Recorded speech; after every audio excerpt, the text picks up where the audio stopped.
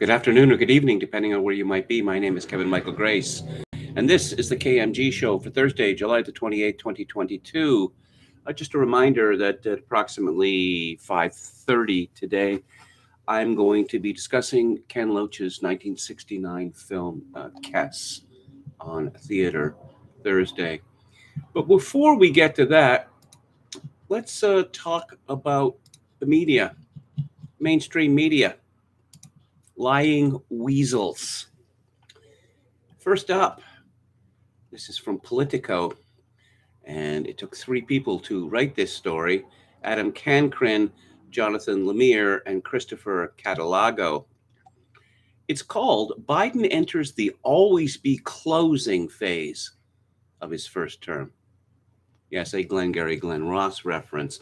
Suddenly, overnight, real progress has been teed up for the White House. Can the president deliver?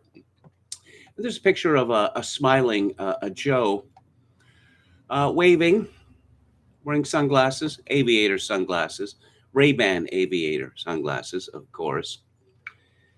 Somehow, some way, Joe Biden is back in the game after during a brutal year dominated by economic angst, legislative setbacks, and sinking approval ratings. The president is suddenly on the verge of a turnaround that the White House believes could salvage his summer and alter the trajectory of his presidency. All he needs to do now is close. There's just so much at stake here, said one advisor to senior party leaders, describing how overnight a sense of enormity was added to the immediate calendar. Golly, enormity, eh? Over the next few weeks, the president will have to land centerpieces of his domestic agenda aimed at boosting the nation's global competitiveness and revamping whole swaths of the economy. Wow. Apparently, the president of the United States can do that over the next few weeks. Major decisions on student loans and expanding abortion rights hang in the balance. Well, I guess abortions do contribute to the GDP. There's also the matter of containing twin outbreaks of monkeypox and the coronavirus, the last of which Biden just spent 5 days personally fending off. If that weren't enough, he's juggling a slate of foreign affairs challenges as well, headlined by longer-term efforts to reset with Iran on a nuclear deal and negotiate the release of a basketball star and another American jailed in Russia. Yes, of all America's foreign policy problems, for instance, blowing up the global supply chain, what's really important is the release of a basketball star, a women's basketball star. It's a massive political to-do list set against the backdrop of a midterm election likely to cost Democrats full control of Washington. And within a White House that's often felt under siege, there's broad recognition that how Biden executes on it will determine the difference between a historic first term and a tragic lost opportunity. Wow. So Joe Biden's back. And let's see, I was looking for a certain word that begins with R. Oh, and it appears in paragraph 1, 2, 3, 4, 5, 6, 7, 8, 9, 10, 11, 12, 13, 14, 15, 16, 17, 18, 19, 20, 21, 22, 23, 24, 25, 26. So let's mention that R word in the 26th paragraph of this story. This is what we reporters call burying the lead. Let's go to CNN Business and Alicia Wallace. Treasury Secretary Janet Yellen, U.S. economy remains resilient despite GDP decline. While the latest GDP report showed the American economy contracted again in the second quarter, Treasury Secretary Janet Yellen said there's no fear that America is currently in a recession. The official definition of a recession is 2 consecutive quarters of negative economic growth. She is lying to the world. This is not what we're seeing now when you look at the economy, Yellen said. Job creation is continuing. Household finances remain strong. Consumers are spending and businesses are growing. Halcyon days for America under Joe Biden's leadership. The second quarter reading of the change in gross domestic product showed a decline of 0.9% from the previous quarter when the economy shrank by 1.6%. That indicates an economy that is transitioning to more steady, sustainable growth, Yellen said. Such a slowdown is expected considering the strong economic recovery that has occurred since the depths of the pandemic. Our economy remains resilient in its rebound from the pandemic, Yellen added. However, unacceptably high levels of inflation, something not seen at this level since the 1970s and early 80s, is taking a toll on Americans and their finances, Yellen said. I think the discomfort that households feel, it's not because of the labor market, she said. Some may worry that the labor market will weaken, but I think the biggest burden that's weighing on household sentiment is inflation. This is a very unusual situation. We have a slowdown. The labor markets remain very tight. We could see some mild easing of pressures in the labor market, yet feel like the labor market is operating in full employment. Yellen's comments about the strength of the economy came on the heels of similar sentiment from analysts, policymakers, and other economists. Moody's Analytics chief economist Mark Zandi told CNN that while the U.S. economy is vulnerable into sinking into recession, that hasn't happened yet. Zandi said, this is a slowdown. We're not in a recession, certainly not during the first half of this year. We created way too many jobs. Again, official definition of recession, 2 consecutive quarters of negative growth. These people are lying to us. This is from Sebastian Smith at Agence France Presse. Biden is suddenly winning. Can there be any doubt that memos go out every single day telling what these people, what to write, how to frame the issues? There's no recession. The American economy is just thriving, growing by leaps and bounds. American consumers have never felt more confident about the future and, their current situation. Overcoming COVID and outfoxing the Republicans, Joe Biden's having an unusually good week, and he won't let Thursday's recession talk spoil his mood. When the 79-year-old tested positive for the coronavirus last week, it seemed nature had decided to pile in on his already daunting list of man-made woes. Highest inflation in 4 decades, lowest polls of his presidency, and a tiny Democratic congressional majority apparently unable to get anything done. Fast forward to Wednesday, and Biden, declared COVID-free by his doctor, emerged from the White House residence to cheers from staff in the Rose Garden. The sun was shining, literally and politically. I didn't make that up.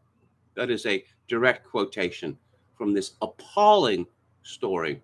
Now I get to go back to the Oval Office, he said to applause, sounding as if he were opening a birthday present. Okay. This is from Paul Wiseman at the Associated Press. The U.S. economy shrank from April through June for the second straight quarter, contracting at a 0.9 annual pace and raising fears that the nation may be approaching a recession. No, the United States is in recession. The decline of the Commerce Department reported Thursday in the gross domestic product, the broadest gauge of the economy, followed a 1.6 annual drop from January through March. Consecutive quarters of falling GDP constitute one informal, though not definitive, indicator of a recession. They changed the meaning of what a vaccine means, and now they've changed the meaning of what a recession means. A recession, it doesn't mean collapse. One can have mild recessions and recessions that are not so mild, but a recession is a recession. The GDP report for last quarter pointed to weakness across the economy. Consumer spending slowed as Americans bought fewer goods. Business investment fell. Inventory tumbled as businesses slowed their restocking of shelves, shaving 2 percentage points from the GDP. Higher borrowing rates, a consequence of the Federal Reserve's series of rate hikes, clobbered home construction, which shrank at a 14% annual rate. Government spending dropped too. The Fed is hoping to achieve a notoriously difficult soft landing, an economic slowdown that manages to rein in rocketing prices without triggering a recession. The United States is already in a recession. Apart from the United States, the global economy as a whole is also grappling with high inflation and weakening growth, especially after Russia's invasion of Ukraine sent energy and food prices soaring. Oh, which of course had nothing to do with the United States sanctions. The United States government effectively deciding to blow up the world's supply chain. Oh, and this is from Jeff Cox at CNBC. GDP fell 0.9% in the second quarter, the second straight decline, and a strong recession signal. It's not a recession, not a recession. It's not a recession until we say it's a recession. And that will happen on the first Thursday after the world ends. Officially, the National Bureau of Economic Research declares recessions and expansions and likely won't make a judgment on the period in question for months, if not longer. And this is from Steve Watson at Summit News. Fox News' White House correspondent Peter Doocy made Joe Biden's press secretary Karine Jean-Pierre look like a total fool Wednesday by expertly exposing how she and other Biden minions are attempting to redefine what a recession is in order to claim America isn't in one. As we have highlighted throughout this week, Biden administration officials are using semantics to avoid admitting how bad the economy is, with some suggesting it's not a recession, it's a transition. You mean like from male to female or female to male? Doocy outright asked Jean-Pierre, if things are going so great, then why is it that the White House officials are trying to redefine recession? When Jean-Pierre denied that the White House is trying to redefine a recession, Doocy said, if we all understand a recession to be 2 consecutive quarters of negative GDP growth, and you have the White House officials come up here to say, no, no, no, that's not what a recession is, how is that not redefining recession? Because that's not the definition, the press secretary bizarrely replied. Doocy then read the same definition of a recession as stated by Biden's own economic advisor, Brian Deese, and asked, what changed? As Jean-Pierre continued to deny that a recession is 2 consecutive quarters of negative GDP growth, Doocy asked, what's the difference other than who's president? Yes, good question. Apparently, there's been some sort of breakthrough with rebel West Virginia Senator Joe Manchin. And this is from Tyler Durden at Zero Hedge. While few have had a chance to read the details of the Manchin-Schumer so-called Inflation Reduction Act, where the only reflation induction is in the title and nowhere else, especially those who have been championing it all day across various media outlets, Goldman's chief political economist Alec Phillips spent the night digging into the nuances of the proposed bill and found, well, nothing. As Philip writes, the fiscal deal that already looked likely to pass now looks likely to be a bit broader than expected. The potential Senate deal now includes a version of the corporate minimum tax the House passed late last year, as well as a package of energy provisions similar in size to the House-passed bill. However, and this is the punchline, the Goldman strategist finds that, quote, the fiscal impact remains limited. Over the next few years, it looks unlikely that this bill would change the fiscal impulse by more than 0.1% of GDP, as new spending and new taxes roughly offset, and in any case, both are fairly small in absolute terms. But he's doing something. Let's go to the chat. Hello to Anne, Run, Brian Frakes, Dan. Buddy says, hey, Kevin, watching Leave It to Beaver nonstop today on FETV. What is FETV? They have 2 episodes of Leave It to Beaver at 8 o'clock in the morning on MeTV, which I get here. Palcasso88 says, my name is Oscar Toe. My pronouns are sting, stung. I'm wearing a plum-colored bathrobe. Hello to William Hicks and Laird Gordon McDoodle. Hello to Palcasso88 and to Halper. Hello to Dionysus. Palpcasco88 says, I missed yesterday's show. Had to watch the replay. Well, it's just as good, right? Anran says, Summer of Joe. Very good. Joe will now do the opposite of every inclination he has. Okay. Today's obligatory Seinfeld reference.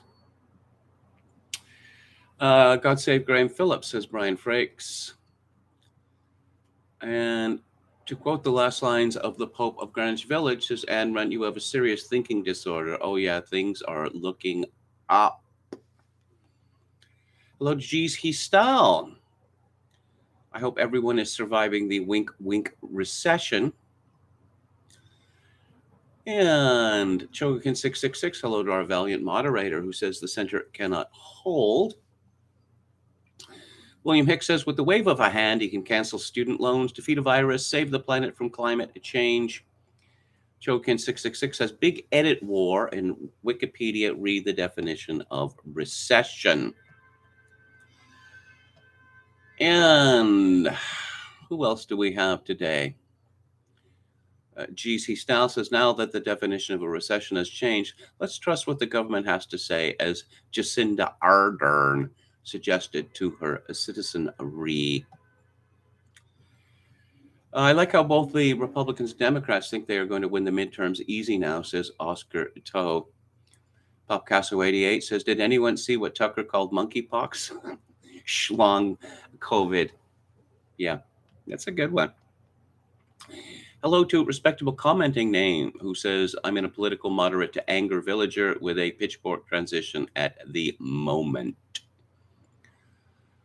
The Fed is going to have to cover this new spending in some way, says Emmett Kelly's Earth. Well, you know, the sun is shining. What more do you want? And anyone else? Oscar Toe says, LOL, Kevin is laughing at the chat, trashing me. No, I'm just repeating what I have here in front of me. Anran says, yes, right-wing hosts or guests will go nuts if you say anything negative or truthful about gays. So,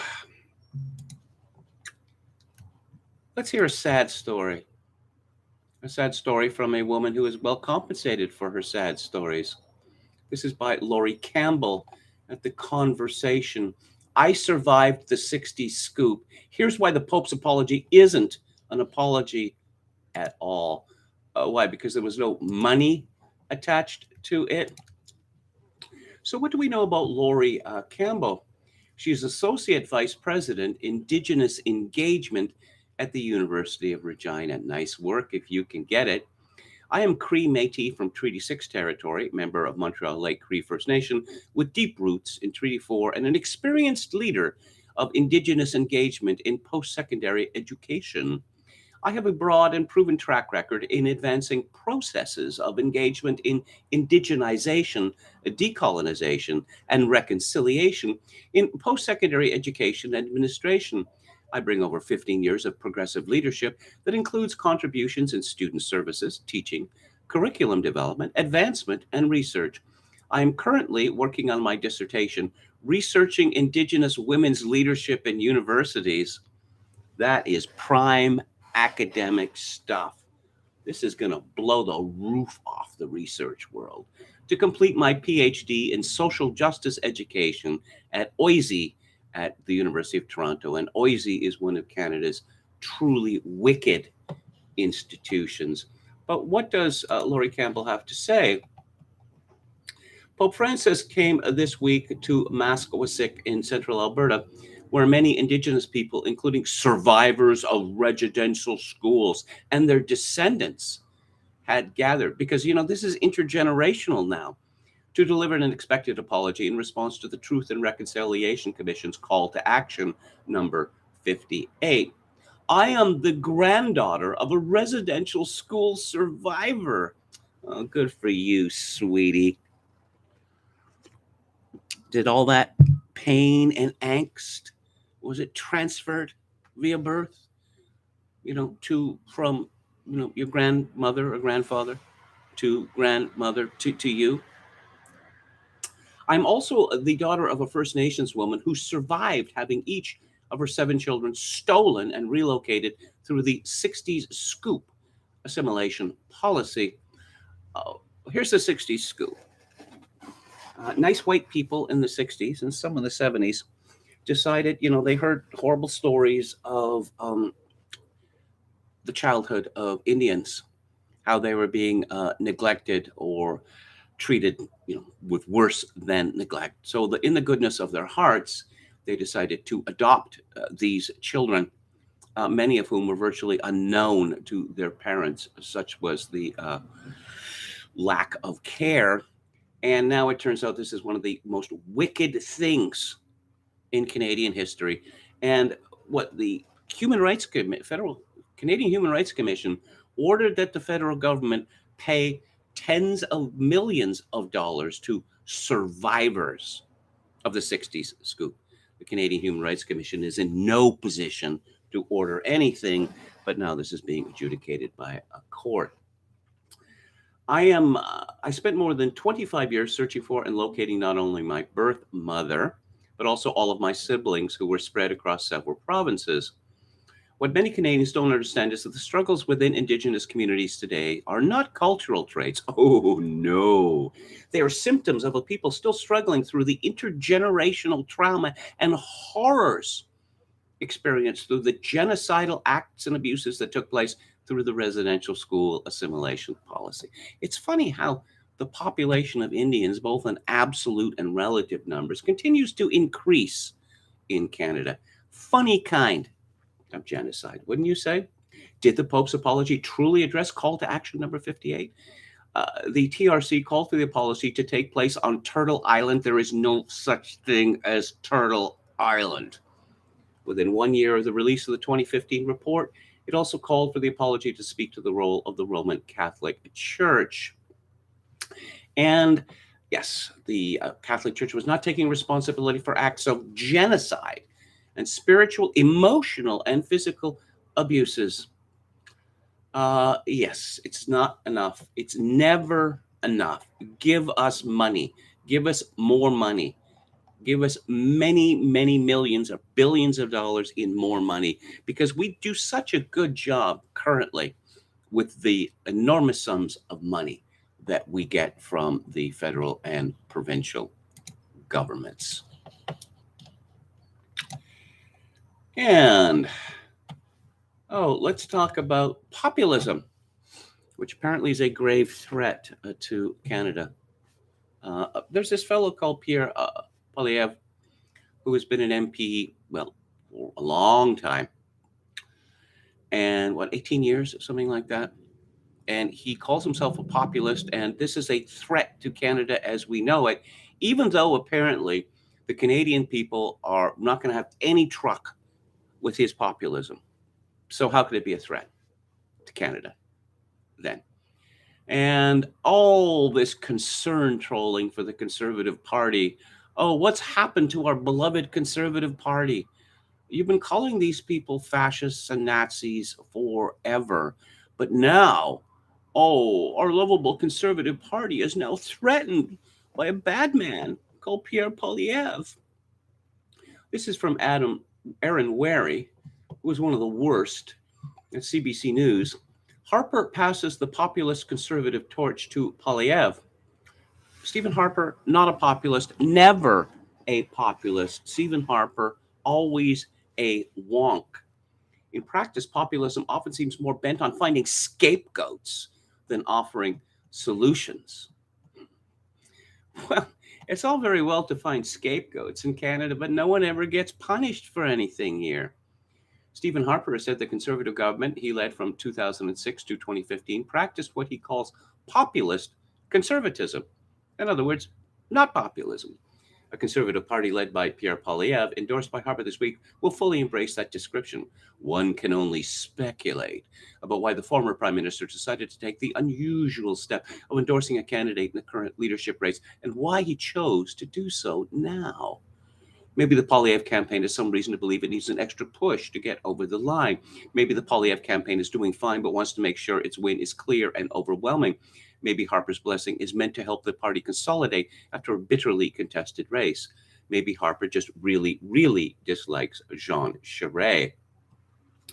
Whatever his reasons, Harper's imprimatur symbolically connects his political personal project with Poilievre's own approach to politics and leadership. Not that Andrew Scheer or Aaron O'Toole ever vowed to make a dramatic break from Harper's approach, But there are conservatives out there worried where the next leader might take the party. Harper's message to them is that his conservatism includes Poilievre. Both Andrew Scheer and Erin O'Toole did vow to make a dramatic break from Harper's approach. It was all about caring and feeling and compassion now, and not finger pointing. That was the message from Andrew Scheer and Erin O'Toole. In his 2018 book, Right Here, Right Now, Politics and Leadership in the Age of Disruption, Harper wrote that conservatives had three possible paths before them in this moment of populist tumult. They could hold fast to a doctrinaire view of conservatism and an ideological belief in supply-side economics. Really? Did he use that term, supply-side economics? I rather doubt it. They could double down on unbridled populism, much like unbridled enthusiasm. Or they could reform conservatism to address the issues that are driving the populist upheaval, adapt conservatism to the practical concerns, interests, and aspirations of working and middle class people. How about cutting or ending immigration? No, that's not one of those things. Stephen Harper boasted that he did not reduce immigration even after the 2007-2008 economic collapse. Because why would you want to do that?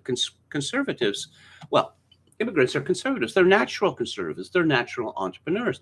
They're better than old stock Canadians. Harper argued that this third approach, what he called populist conservatism or applied conservatism, was similar to his style of government.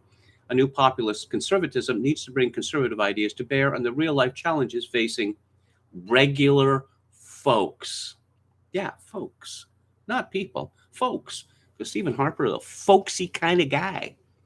That's not an inherently unreasonable notion, even if there are significant holes in Harper's larger analysis. For one thing, it's still not clear what a populist conservative would do about climate change. Yeah, how do we address this hoax?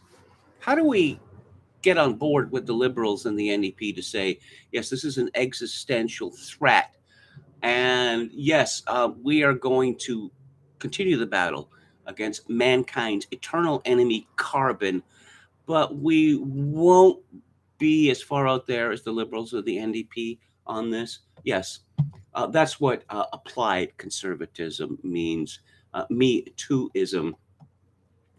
It's also not clear how practical Poilievre's approach to government would be, since his campaign has largely avoided presenting detailed policy proposals, as I have noted. He wants to make Canada the blockchain capital of the world. Yeah, that's real populist there.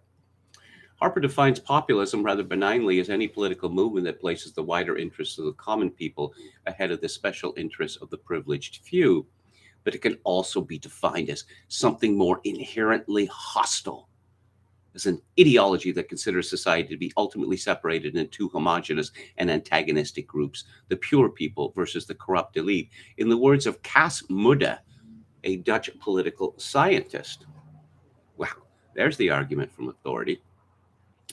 In practice, populism seems to have less to do with proposing practical solutions to real problems than it does with finding someone to blame or resent. It is anti-establishment in a way that can threaten traditional institutions. Golly, we wouldn't want that. Populism, Mudde wrote, presents a Manichaean outlook in which there are only friends and foes. That's what politics is about, friends and enemies. And you don't need to go to Carl Schmitt to learn that. You just have to, follow politics. In partisan politics, you have parties. You have a party system. And the Liberal Party stands for, what's best. And the Conservative Party says it stands for what's best. And if you, vote for the Liberal Party, the NDP, you are not standing with what's best. Of course, it is based on friends and foes. Harper has displayed some of this populism as government seemed to take pleasure in fighting with academics and public policy experts. And he attacked liberal elites. In Right Here, Right Now, he advances the theory that Western societies can be divided into somewheres and anywheres. But Poilievre has fully embraced the language of populism. If Harper was suggesting a conservatism that responded to the concerns that fuel populism, Poilievre seems to be proposing a populism that celebrates conservative ideas. Like what conservative ideas? The sexual mutilation of children and the imprisonment of anyone, including parents who counsel against it. Where does populism lead? Well, you know where it leads, right? I mean, obviously, it leads to Hitler. Everybody knows that. In the United States, Wary writes, the Republican Party has gone down a populist rabbit hole and become a hysterical, anti democratic personality cult. Alberta Premier Jason Kenney, who likely would think of himself as a populist conservative, God knows why he would ever think that, was pushed out by his own party barely 3 years after taking office. If it's possible, Wary concludes, to imagine that populism could lead to constructive reform, at least in theory, the evidence suggests that a spirit of antagonism is not easily controlled once it has been embraced. Setting worst case scenarios aside, it's not hard to see how the populist approach ultimately could do more harm than good. But the party of Stephen Harper is now ready to embrace Pierre Poilievre as its new standard bearer and take a spin with an unabashed kind of populist conservatism. Oh no, see, because the good guys like Aaron Wary and the Liberal Party, they never engage in us versus them.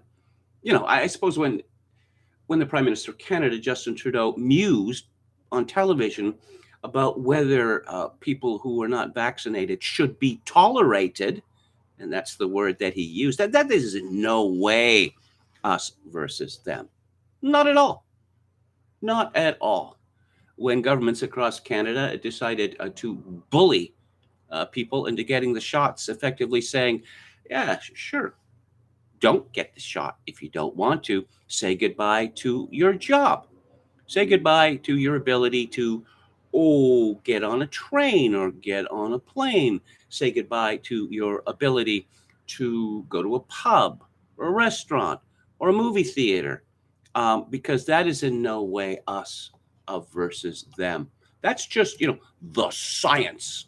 And of course, the science has demonstrated definitively that the mRNA jabs, if you take the mRNA jabs, you won't get COVID and you can't spread it. That's what science says. The empirical evidence seems to say something different, but empirical evidence is tricky. It's suspicious. Isn't science based on empirical evidence? Well, it's complicated. This is from the hub.ca. This episode of Hub Dialogues features Sean Speer in conversation with Canadian-raised, British-based sociologist Eric Kaufman about his provocative book, White Shift, Populism, Immigration, and the Future of White Majorities. I reviewed this book a few years ago on Luke Ford's live stream. Eric Kaufman is an exceedingly intelligent man, but essentially the message of his book is that white people are going to disappear and we just had better get used to it because there's nothing that can be done. They discuss the rise of populism, the cultural influence of so-called wokeism, and the potential for a long-term political settlement between the left and right. Eric Kaufman is a Hong Kong-born, Vancouver-raised, British-based professor of politics, affiliated scholar at the Center for the Study of Partisanship and Ideology at the Manhattan Institute and Policy Exchange. And he's a polyglot. He's Eric Kaufman. He says, I also come from a mixed ethnic background. I'm a quarter Chinese, quarter Costa Rican, half Jewish, and so on. I also grew up in Vancouver, which is a city that was and is still undergoing ethnic change. But at the time, this was the rise in the Hong Kong Chinese population of Vancouver. For all of those reasons, I've seen a lot of these changes, and that's both being born abroad and being raised abroad to a large extent, and also having a mixed background, and also being in a culturally diverse and changing city. I think all that has incubated these interests. Yes, I've long had those interests. The ideology part, though, is something I came to later because it's only as I was interested in this whole question of national identity in ethnically changing contexts that I came across the role that ideology, and particularly a certain cultural left liberal ideology, plays into the whole story around, first of all, the reform of immigration laws, but also then subsequently speech restrictions or restrictions on the Overton window of what's acceptable to debate around, say, immigration levels, which I think is key to understanding the populist moment in the West starting in 2014. Sean Speer says, your research with the Center for the Study of Partisanship and Ideology, has brought empirical evidence to bear on the ideological worldviews of university professors in Canada, the United States, the United Kingdom, and elsewhere. The numbers are really striking in Canada. For instance, roughly 3/4 of professors describe themselves as left-wing, and only 4% identify as right-wing. These numbers are powerful precisely because they accord with people's intuitions about campus life. I guess my question for you is why? How much of it is a case of left-wing gatekeepers versus a self-selection bias, or some other explanation for why we have what you describe as a monoculture on university campuses across the Anglosphere? Eric Kaufman responds, well, yes, I think this ties in. By the way, I just see my interest in this in my first book on this ideology, which I call left modernism, which is a cultural version of egalitarianism, which I think is very powerful in our culture and has shaped a number of generations since the 1960s. If you look at the composition of the professoriate and the composition of journalists in mid-1960s America, you could see that there was a ratio of about 1.5 on the left to the right. Or in the social sciences, like sociology, it was maybe 3-1. Fast forward to our time, and those numbers, instead of 3-1, it's 12-1. For media, there's also been something like a tripling. There's been a major shift.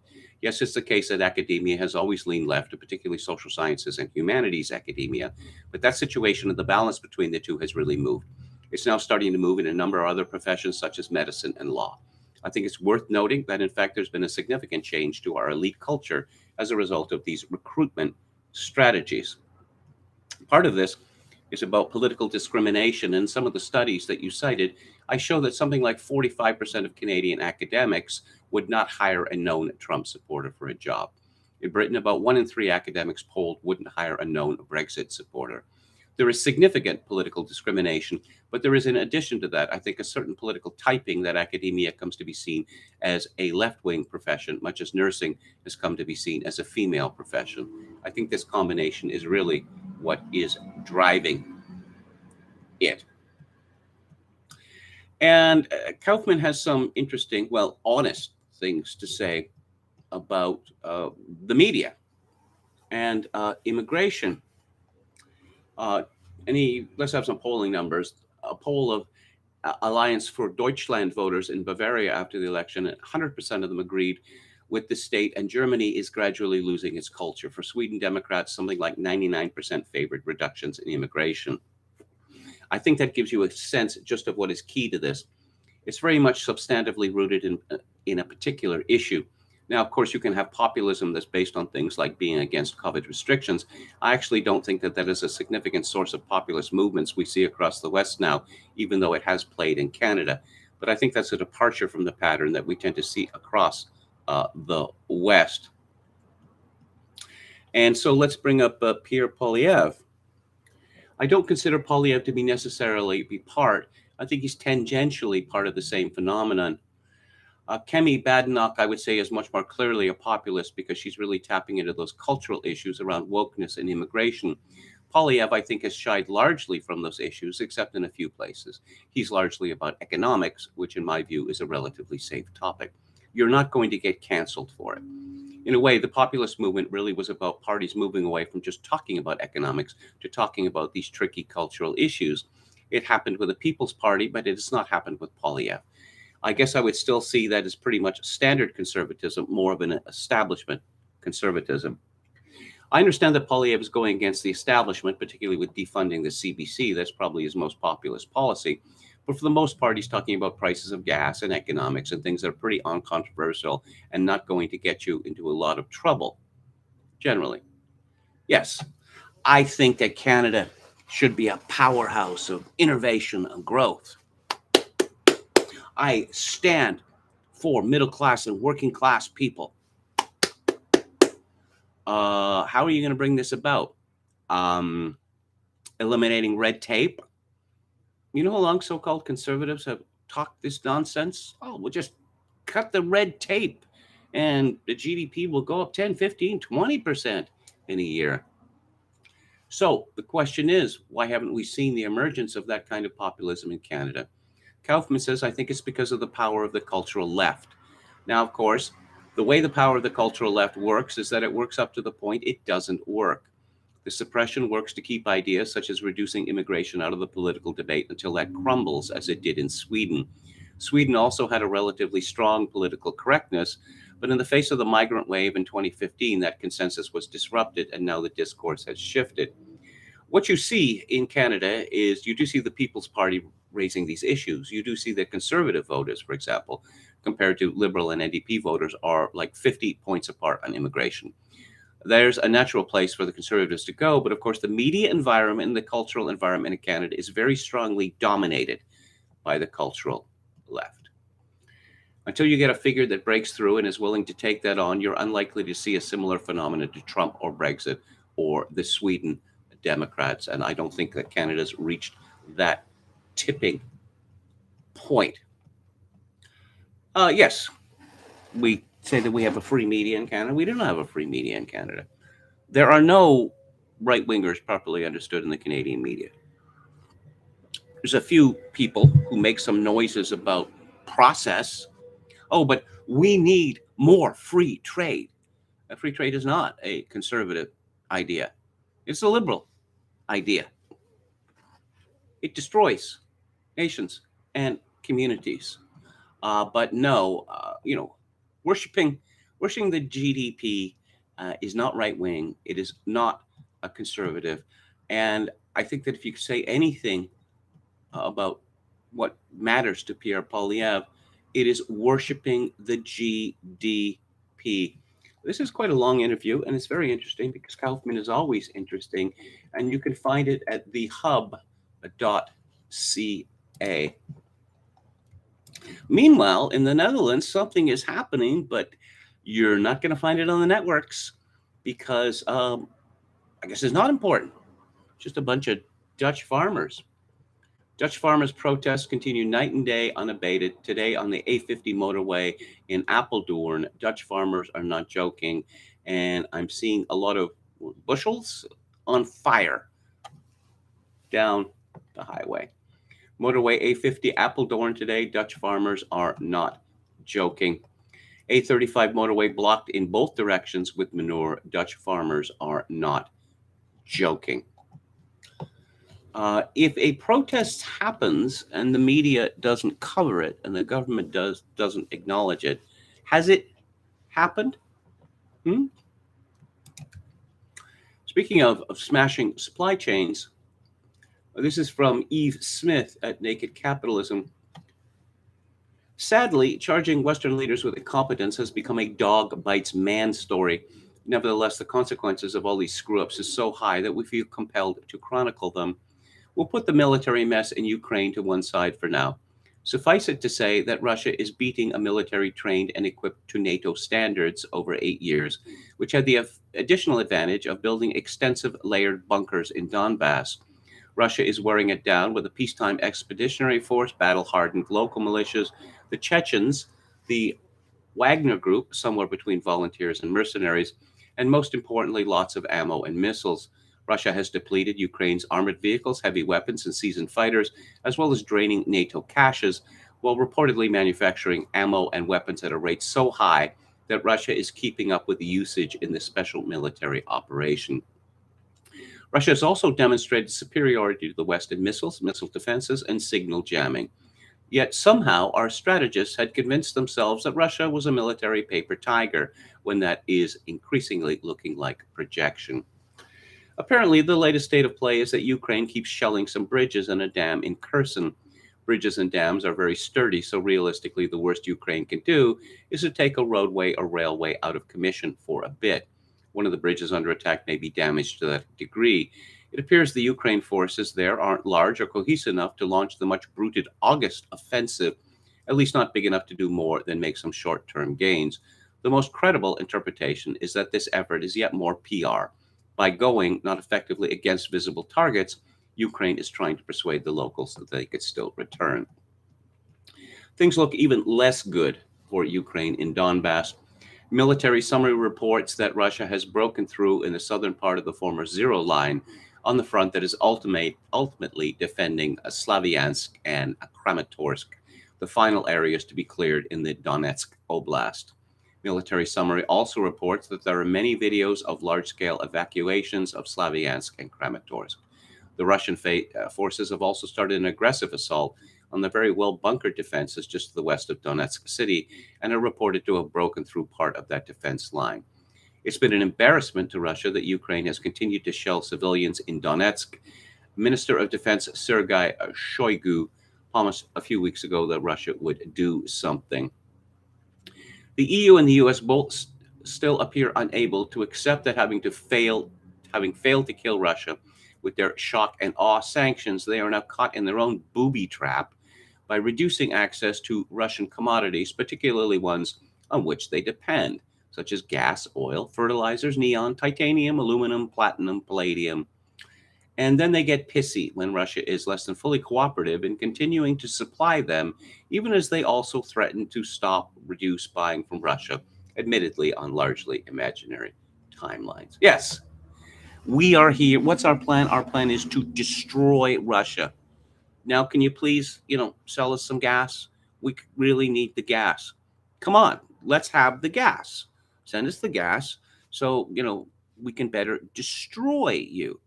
Oh, so you're not going to play along with that? Oh, you selfish people.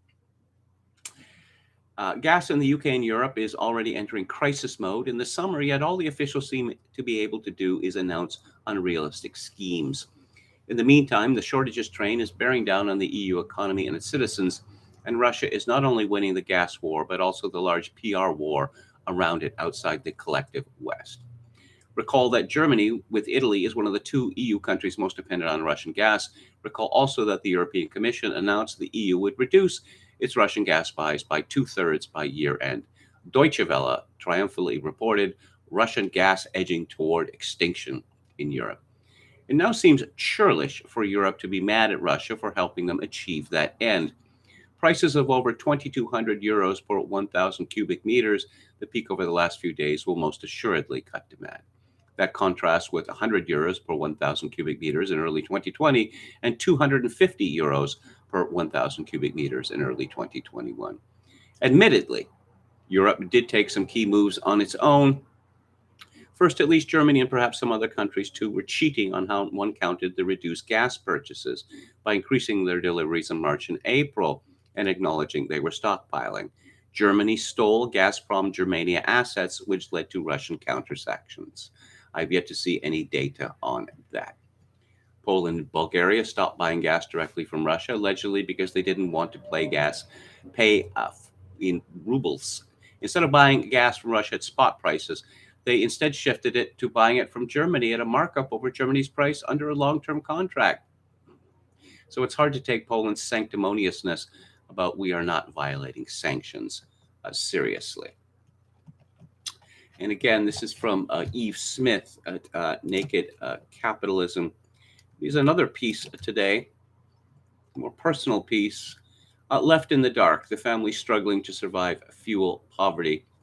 This post uses struggling South Wales families to illustrate the difficulties many in the UK and EU will face as already painfully high energy prices are set to get even worse at the retail level. Some may be able to use fuel like wood, coal, or peat to fight cold, but that's no solutions for lights and household equipment. A big increase in fires as the main source of residential heat means more homes burning down and more carbon monoxide poisoning. It is infuriating to see so much distress and know the pain is set to become more severe and widespread, due substantially to politicians not admitting the Russian sanctions have massively backfired and are doing more harm at home than to their target. And there follows a report by Seb Cook, a journalist in South Wales, originally published at Open Democracy. We used to put 20 pounds a week in, and now it's more like 50, says Steve, discussing his family's prepaid electric meter. That's how bad it's got, so we just knocked everything off. There's nights where we just sit there in the dark. Steve and I had a long conversation about fuel poverty, but it's this image of him, his partner, daughter, and granddaughter, 3 generations of one family sitting at home with all the lights off that sticks with me. Gas usage is even more rationed in Steve's home in the forgotten outskirts of Cardiff. Last week, there were only 3 weeks where the family put the radiators on. We all stay in one room, so we just stay warm that way, he explains. With all the prices going up, people can't afford to heat their homes, can't afford to cook. And of course, it is August in the north, and let's just wait till October, November, December rolls around. I honestly don't believe that when we start getting reports of people freezing to death and starving to death, the governments are all going to say this is Russia's fault. I don't think that is going to fly. What do you think?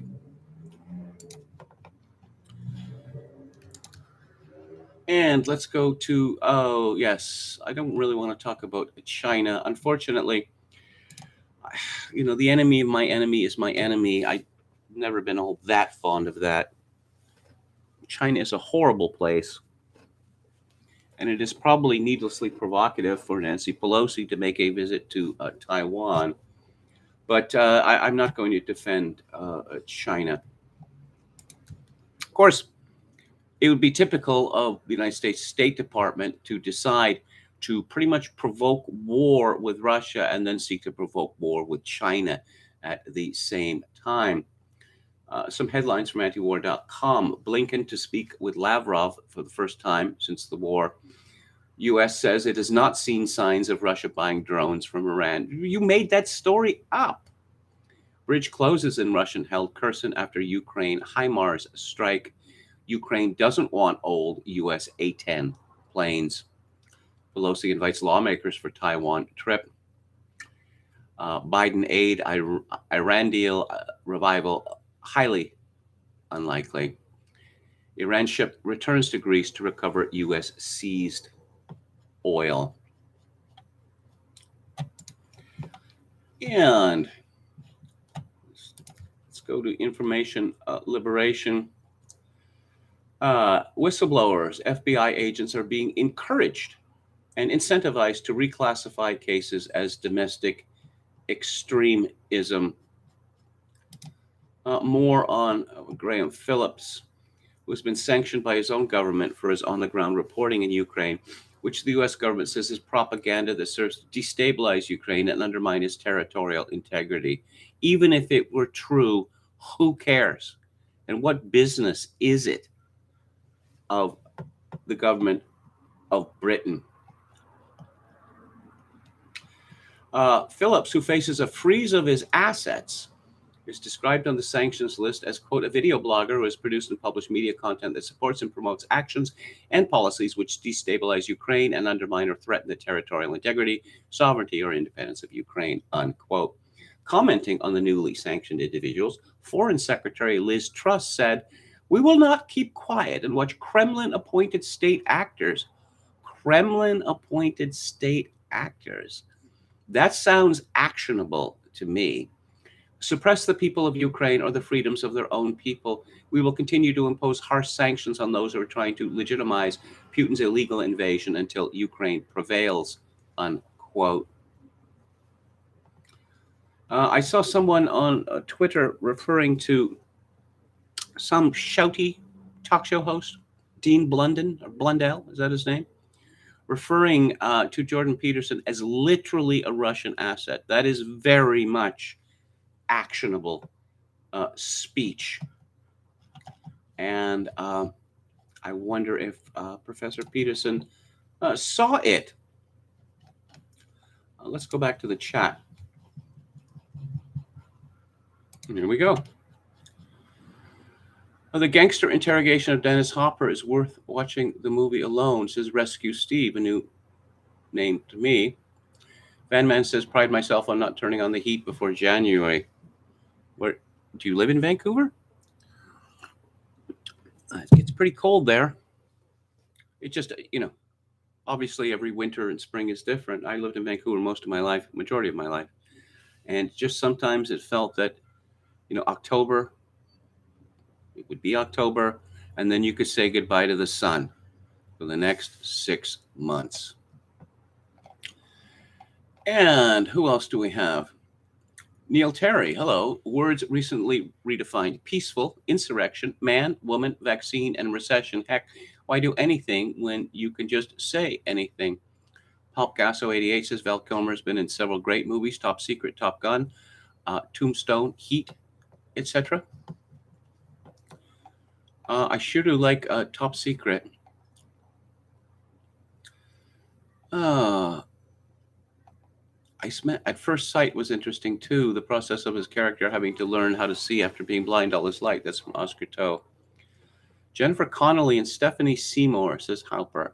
Two fine-looking women. Val Kilmer is in this year's highest-grossing movie, says Paul Casso, 88. I forgot he was in the Pollock movie as Willem de Kooning, says Oscar Toe.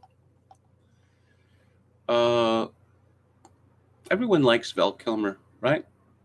He's apparently very difficult, or he was very difficult to work with.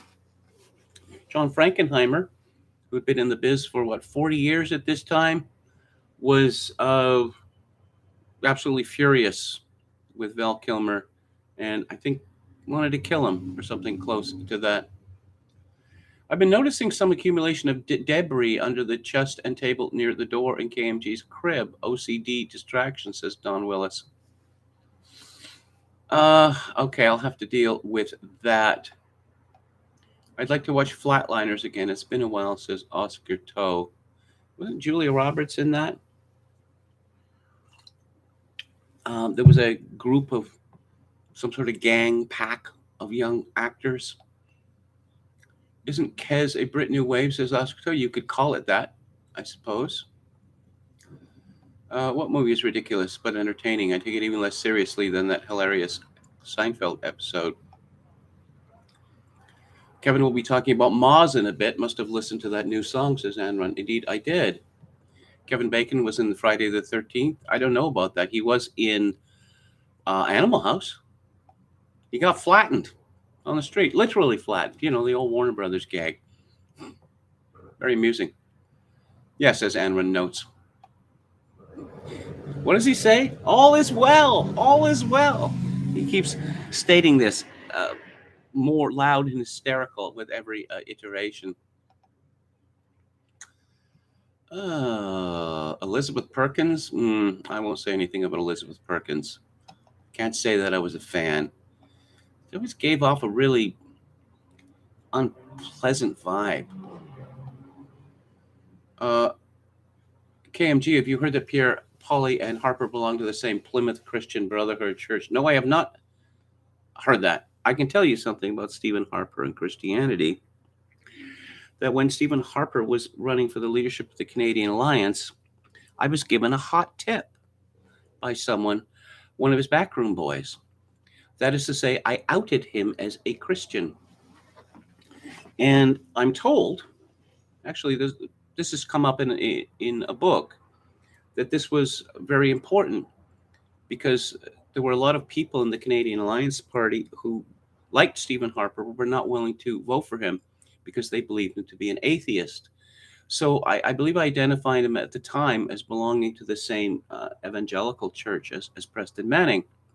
Well, the outing didn't take because some years later, in a magazine called The Walrus, some aghast woman declared to Canada, Stephen Harper is a Christian. I don't believe for a second that Stephen Harper is a Christian. Everything that I know about him, everything I heard him say, I probably, at one point, I'd interviewed him more than any other journalist in Canada. Everything I've read by him suggests to me that he is a stone atheist. I've been hearing about this Plymouth Christian Brotherhood Church, that it's scary in some way. I don't know. I've heard of the Plymouth, the Plymouth Brotherhood, of course. But this is Garrison Keillor has some very funny things. He grew up as a member of the Plymouth Brethren, and apparently it's pretty stringent.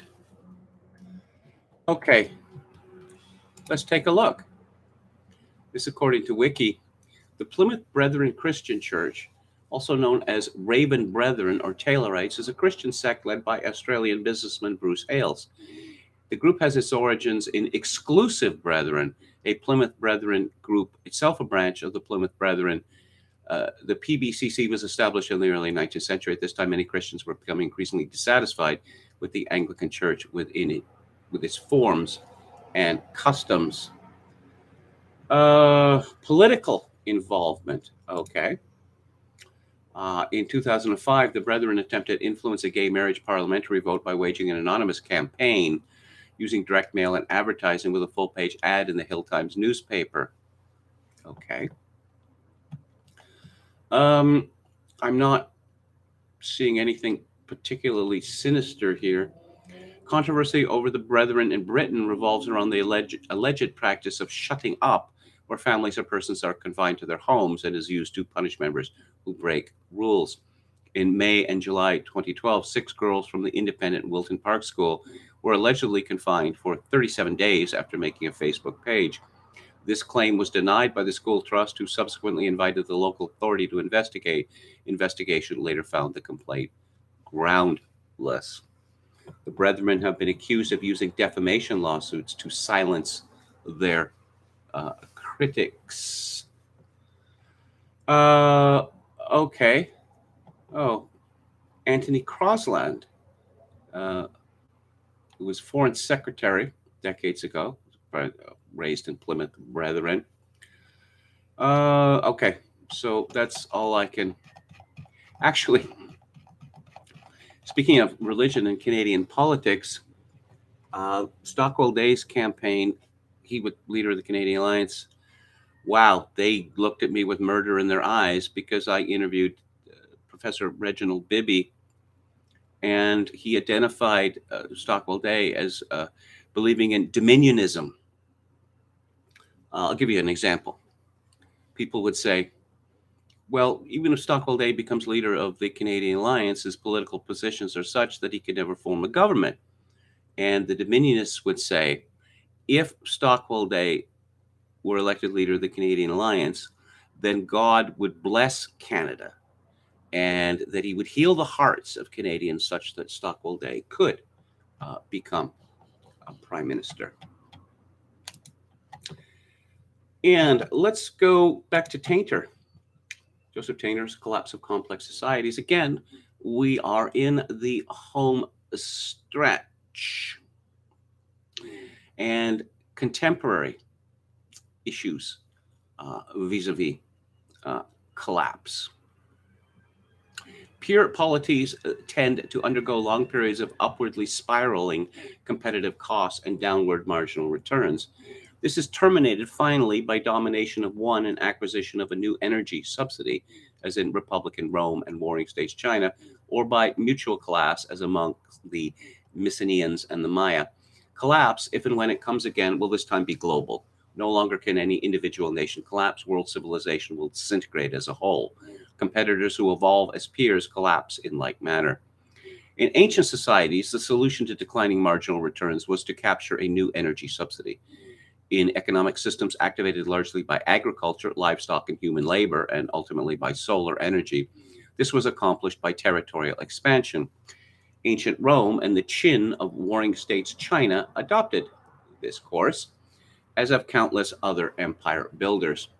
In an economy that today is activated by stored energy reserves, and especially in a world that is full, this course is not feasible, nor was it ever permanently successful. The capital and technology available must be directed instead towards some new and more abundant source of energy.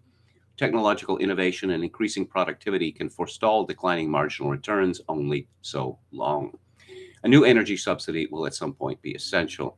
Now, at the time that the book was written, people were saying this about computers, personal computers, office computers, and I think it's generally agreed that this was a new energy input, but the commonplace view is that the benefits of this were exhausted some time ago. Computers aren't doubling in speed as they used to under Moore's law, and they're better, I suppose you could say. They're certainly more complicated. The software becomes ever more complicated. But whether they are in fact delivering marginal returns, I I don't really think that is true. Okay, so everyone has smartphones now, and every year we get, oh, here are the new smartphones, and oh, I don't know, maybe the screen's a little bigger, maybe the bevel's a little smaller, maybe it's a little thinner, although apparently thinness is now on the outs because you can't plug things into computers which are that thin. So, no, I can't say that there's any marginal returns from mobile computing, an increase in marginal returns from mobile computing anymore. It is difficult to know whether world industrial society has yet reached the point where the marginal return for its overall pattern of investment has begun to decline. The great sociologist Pitrim Sorokin believed that Western economies had entered such a phase in the early 20th century. Xenophon Zolatus, in contrast, predicts that this point will be reached soon after the year 2000. Even if the point of diminishing returns to our present form of industrialism has not yet been reached, that point will arrive inevitably. Recent history seems to indicate that we have at least reached declining returns for our reliance on fossil fuels and possibly for some raw materials. A new energy subsidy is necessary if a declining standard of living and a future global collapse are to be averted.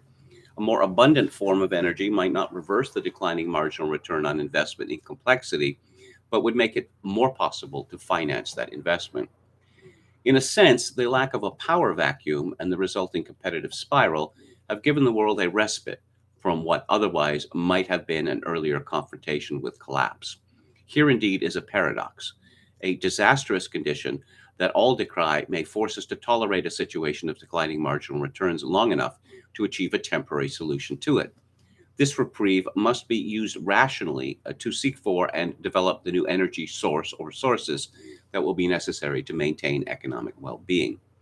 This research and development must be an item of the highest priority, even if, as predicted, this requires reallocation of resources from other economic sectors. Adequate funding of this effort should be included in the budget of every industrialized nation and the results shared by all. I will not enter the political foray by suggesting whether this be funded privately or publicly, only that funded it must be. Well, from the perspective of, since this book was published in 1988, what have we invested in more than anything else in the Western world? That would be diversity, inclusion, and equity, DIEI. This is entirely parasitic, but we just throw more resources at this every single year. Apparently, racism has not yet been entirely abolished in the world, so we must always redouble our efforts. Talk about decline in marginal productivity.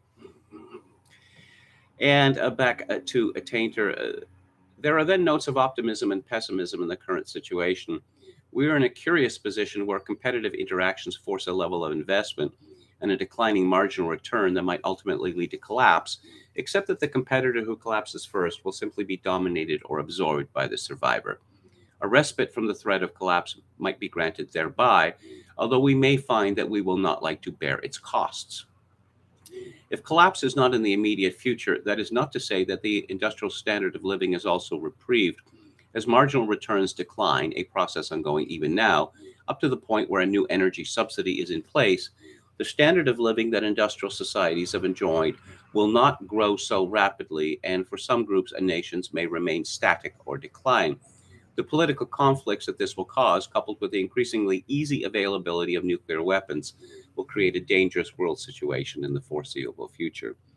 To a degree, there is nothing new or radical in these remarks. Many others have voiced similar observations on the current scene in greater detail and with greater eloquence. What has been accomplished here is to place contemporary societies in a historical perspective and to apply a global principle that links the past to the present and the future. However much we like to think of ourselves as something special in world history, in fact, industrial societies are subject to the same principles that caused earlier societies to collapse. If civilization collapses again, it will be from failure to take advantage of the current reprieve, a reprieve paradoxically both detrimental and essential to our anticipated future. And that is the end of Joseph Tainter's The Collapse of Complex Societies. Well, I guess it took, what, 111? No, sorry, 102 shows, something like that. But we have got through The Collapse of Complex Societies from start to finish. And tomorrow, I think tomorrow, we will begin with a new a book. And it is a book by live stream favorite James Burnham. And I believe it was published in, just let me check this, 1964. And it is called Suicide of the West, an essay on the meaning and destiny of liberalism. Yes, 1964. This was Burnham's last great book. After he wrote The Machiavellians in 1943, his books were devoted to contemporary problems, communism, mostly. And of course, communism, or Western communism, has, disappeared. So his books are not those books are not particularly relevant. So let's give it up for Joseph Tainter. And I'm going to take a look at the chat. Okay, let's scroll to the bottom here. Es ist vorbei, says Brian Frakes. Oscar Toe says, I read a book this year. Moz Talk, I heard. It's coming. It's coming. Oscar Toe says, Tainter is a badass, and I'm adding this book to my finished books for the year.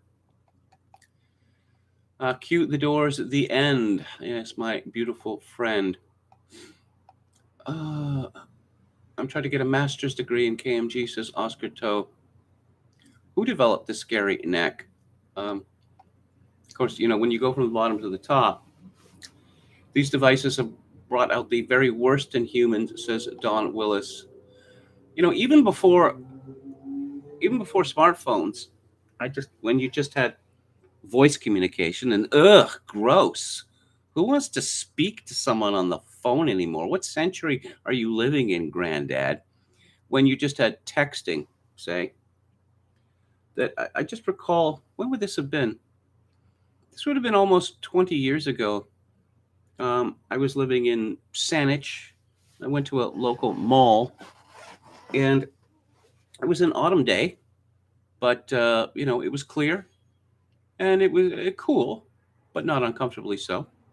And I saw this young couple, maybe in their late 20s, and they were sitting at a table outside Starbucks. And they were just looking down at their phones the whole time.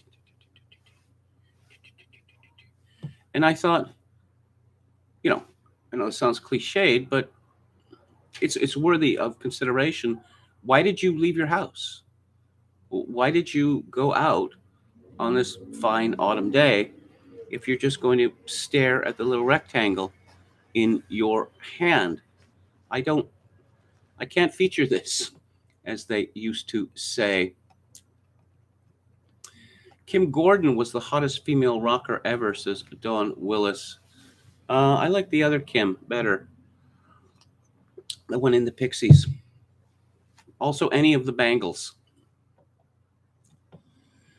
I suppose so, but for example, Kevin has changed big on some things he liked in his youth, says Anne Run. Yes. One won't expect that, right? Moz's favorite band is the New York Dolls. He started his own New York Dolls fan club, actually, with publications and the like. At least he fulfilled his residency, unlike Adele, says Oscar Toe. Good point. A good point. And Metal Mike says Harper used a special Bible when he was sworn in. Okay. Well, I'll have to check that out. Rescue Chief says, saw Moz in concert a couple of months ago. Very mediocre performance. Too bad Ronin wasn't Frankenheimer's last movie, says Palcasso 88. Yes, indeed. Indeed. Val Kilmer says he regrets being difficult in his biographical movie. Well, I'm glad to hear that. Michael Mann says Kilmer was a total pro on Heat. Val played the Lizard King, and he sang the Lizard King too, of course, and did a fine job. Of course, I don't know this idea that Jimbo was just he wasn't just an Irish drunk. He was all about holistic religion and getting back to the earth, and getting back to the earth by getting drunk every day in dive bars in Los Angeles. I suppose so. I much prefer Liz Phair in terms of hotness, says Metal Mike. Reindeer Games is horrible, says Palpcasso 88. Yes, it is horrible. Kim Deal was not a bass player. She was a guitarist. She had played in bands back in Ohio with her twin sister, also guitarist. So the Pixies needed a bass player, so she took up the bass. And later, of course, Kim started a band with her twin sister. They both have had severe drug and alcohol problems. What was it called? The Amps, something like that. I thought she was a fine bass player. Great stage presence. So let's talk about Moz.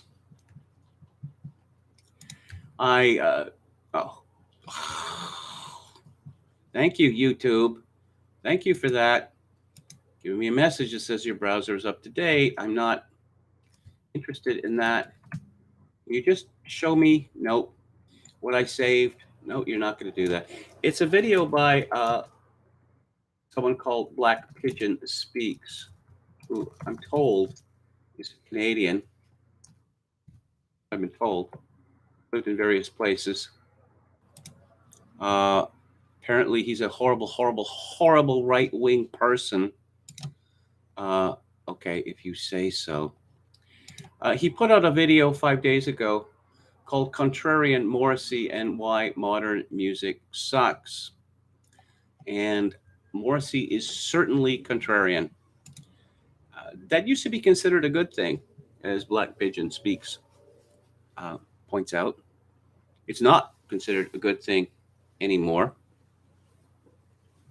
Morrissey has a lot of opinions, and some of them I disagree with. Some of them I'm strongly against. Others, I suppose I agree with him. I don't expect to agree with everybody about everything. And if I was only listening to music of people whose opinions I agreed with 100%, I guess there would be little for me to listen to. Yes, a member of Offspring, one of their many drummers, was kicked out of the band for not getting vaccinated. And the Dead Kennedys weighed into the January 6th Capitol riots, unironically telling their fans to follow Biden. Yeah.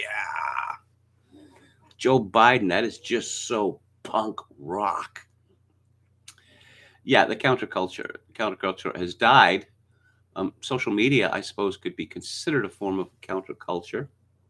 But if you look at the newspapers, and there used to be one in every city of every size that now no longer exist. Right-wing musicians. Well, I suppose there's Eric Clapton, if being against immigration is right-wing. And there's Van Morrison, if being against vaccine bullying is right-wing. So Morrissey does not have a record contract. Now, there's been a lot of odd behavior, him and record labels. There was a record that he released a few years ago in which he took it off the market. It was after about a month. I don't really understand how that works. But apparently that is what happened. And let's look at his discography, okay? Because, there are people who grow old, and Morrissey is old now, and they don't sell records like they used to. Morrissey's first solo record, Viva Hate, came out in 1998. And how did that one do on the charts? Well, did well. Number one in the UK. Number one. Can't get better than number one. Number 48 on the Billboard 200. Morrissey's last album, called I Am Not a Dog on a Chain. And how did that do on the charts? Well, it didn't make the Billboard 200, but it reached number 3 in the UK albums charts, which is good. Which is good. So he's still selling records. Still selling records. But BMG has dropped him. BMG is a German company, Bertelsmann Music Group. And the Germans own a lot of media, a lot, including the greater part of the publishing industry. They own it. Well, not just mechanical records, CDs, streams, whatever, also publishing. BMG is very big in publishing. And according to Black Pigeon Speaks a video, BMG has announced that they intend to become more diverse. I don't know what that could possibly mean in terms of the charts in Britain, because white people kind of disappeared from the British charts quite some time ago. Well, there's Adele, and she makes records every 10 years or so. Let's look at the top 10, the latest top 10, the official singles chart. Number 1, LF System with Afraid to Feel. Harry Styles with As It Was. And number 2, George Ezra with Green Green Grass. Burna Boy with Last Last. Beyonce, or as Georg Rockall calls her, Beyonce, Break My Soul. At number 5, David Guetta, Crazy What Love Can Do. Number 6, Lizzo at number 7 with About That Damn Time. Kate Bush, yeah, there's a blast from the past, Running Up That Hill at number 8. Nathan Dawe featuring Ella Henderson with 21 Reasons. And at number 10, Tion Wayne and La Rue with IFTK, and Drake at number 11.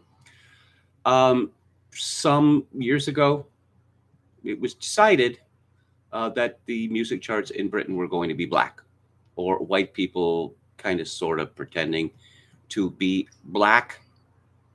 Oh, Burna Boy is in at number 35 again, featuring Ed Sheeran, who is, this guy. Is he attracted to women because he is so pathetic? Because he's so obviously weak and pathetic? Is that what the British girls want now? So I found out from this video that The Simpsons did an episode devoted to Morrissey, last year. And it has been 20 years or so since I watched The Simpsons, because it has just been rubbish for that long. And this was it was the 19th episode of the 32nd season and the 703rd episode overall, called Panic on the Streets of Springfield. According to Wiki, the episode was directed by Matthew Nastook and written by Tim Long. In this episode, Lisa becomes obsessed with a cynical English singer called Quillaby, based on Morrissey and voiced by Benedict Cumberbatch, who becomes her imaginary friend.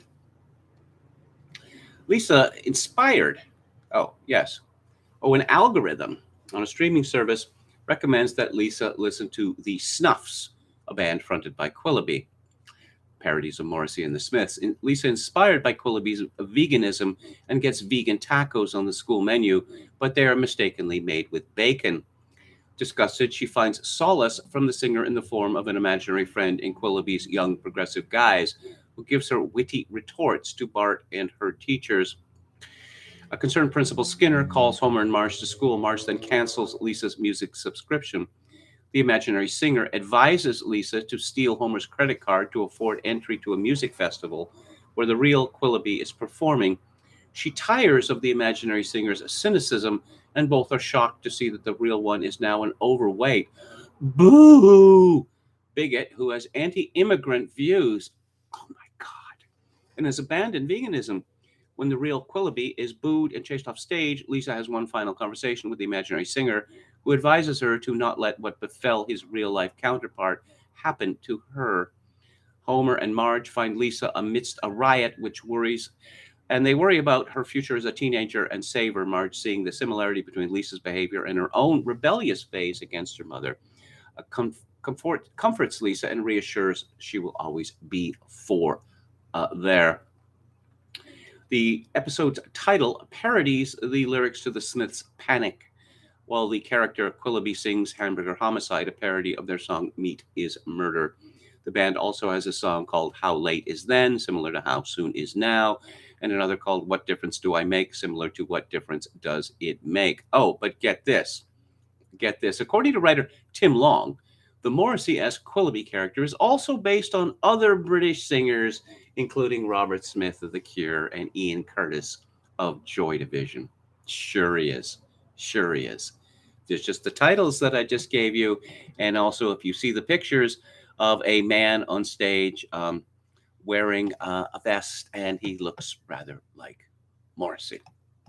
Of course, Ian Curtis voted for Margaret Thatcher in 1979, so that would have been sufficient to cancel him nowadays. The episode was criticized by Peter Katzis, the manager of British singer-songwriter Morrissey, upon whom the Quillaby character is at least partially based. Oh, partially. He called The Simpsons hurtful and racist. Yeah, okay, Apu, I'm not going to talk about that. He was particularly upset by the depiction of the older Quillaby as overweight and meat-eating, while the real Morrissey remains a vegan. Morrissey himself wrote that the depiction was taunting, a lawsuit, but he did not have the means to legally challenge it, adding, "In a world obsessed with hate laws, there are none that protect me." Katzis believed that the Simpsons staff said that the character was based on several people so that Morrissey could not sue. Again, several people? Yeah, keep telling yourself that. Some media pundits, such as Ed Power, The Daily Telegraph, and Diamond Rodrigue of the Dallas Observer, believed that Morrissey was overreacting to the episode. And of course, Morrissey has never been known to overreact to anything. The latter said that he should have been happy to be portrayed in popular culture again.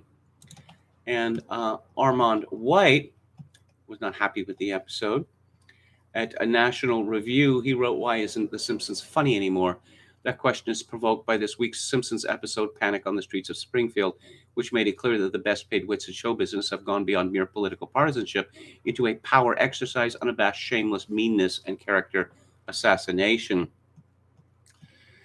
The answer to the question is bigger than the series itself and more important than each routine announcement of its corporate sensitivity, in which millionaire cast members change their participation, ceasing to play roles that don't match their ethnicity, simply to appease social fashion. Right on the heels of the extraordinary, compassionate film Shoplifters of the World, about the cultural impact of the Smiths, comes this episode that besmirches lyricist singer Morrissey. The foul, sour premise attempts to revise cultural history in an opposite direction from the movie Shoplifters. The caricature, featuring Morrissey's large, sprung coif hairstyle and effete mannerisms, posits that the Smiths' 80s music, timeless herald of an age, was the work of an insensitive, inhumane bigot, joining social media mob complaints that led BMG Records to drop Morrissey's recording contract last year. The episode is a cartoon version of cancel culture. It is obvious that the Simpsons makers meant to be defamatory. Scriptwriter Tim Long disingenuously claimed that Quillaby is a composite of Ian Curtis and Robert Smith. Well, Robert Smith has put on some pounds over that, over the years. Yeah. So what does it come down to? That Morrissey is against third world immigration. Uh, yes, and people who love the Smiths, a real multicultural band or a group of people. I understand. Yeah. Okay. But I learned from Black Pigeon Speaks that Henry Rollins was interviewed about Morrissey, and he made the extraordinary claim that Morrissey didn't move to America, and this means that he's no good because everyone good moves to America. Okay. Uh, yeah. Personally offended by that, it would seem. And he talks about how he wished that he'd directed a Morrissey video in which he would fry him alive. He would burn him to death, and the last sounds that we would hear of Morrissey would be his anguished screaming. I don't know. There have been really strong homosexual rumors about Henry Rollins for years. Maybe in attacking an iconic homosexual, Henry Rollins believes that he is establishing his non-homosexual bona fides. Morrissey has apparently recorded a new album, Bonfire of the Teenagers, and it's a single that he's put out that began playing a few weeks ago. And it's about what Morrissey said in a clip from Las Vegas that I saw, England's 9/11. Bonfire of Teenagers, which is so high in May, northwest sky. Oh, you should have seen her leave for the arena. On the way, she turned and waved and smiled goodbye. And the silly people sing, Don't Look Back in Anger. And the morons sing and sway, Don't Look Back in Anger. I can assure you, I will look back in anger till the day I die. Bonfire of Teenagers, which is so high in May, northwest sky. Oh, you should have seen her leave for the arena only to be vaporized. And the chorus again, and then go easy on the killer. Morrissey said that, everyone was applauded for their responses to this atrocity in Manchester. But no, this had nothing to do with Islam or whatever, and we're not supposed to draw any conclusions from this event. And the Oasis song, Don't Look Back in Anger, became a kind of anthem for morons, as Morrissey called them, because no, one wouldn't want to be angry at such a grotesque act of terror. And Morrissey, to his credit, says that he's going to be angry until the day that he dies. And as I mentioned, BMG is a German company, and in Germany, it is practically a criminal offense not to celebrate Muslims. So I suppose this would be sufficient for BMG to drop Morrissey. You know, when your last record went to number 3 and you're available, I have to believe that someone, some label is going to pick him up. Of course, I suppose he could attempt to sell it independently himself. I mean, Radiohead did that for the record. You didn't have to pay anything. The stories I read indicated that because they received 100% of the profit from the recordings, which people ordered over the internet, they made as much or more money than they would have made with a traditional release. As far as Don't Look Back in Anger goes, I'm looking, yes, okay. I'm looking for the plagiarism references. The B-side Step Out was originally recorded for What's the Story Morning Glory, but taken off after Stevie Wonder requested 10% of the royalties as the chorus bore a similarity to his song Uptight, Everything's All Right. Because of this, Wonder, Henry Cosby, and Sylvia Moy received credit for writing the song along with Noel Gallagher. No, it just the Star Stories episode about Paul McCartney has Liam Gallagher in it. Very funny scene. And Liam Gallagher is talking about, or maybe that was in another, Liam and his brother in another episode of Star Stories, the one about Tetla. and talking about their band. Well, a little bit Slade, a little bit of Quo, and his brother is saying, "Shut up, shut up! You're not supposed to tell everyone that everything that we do is nicked." So let's go back to the chat. Most of these celebs have homes all over, says Oscar Toe. In hindsight, and even at the time, Blur was obviously a better band than Oasis, says Anne. Oasis's, stupendous record, which came out in, 1997 or something like that.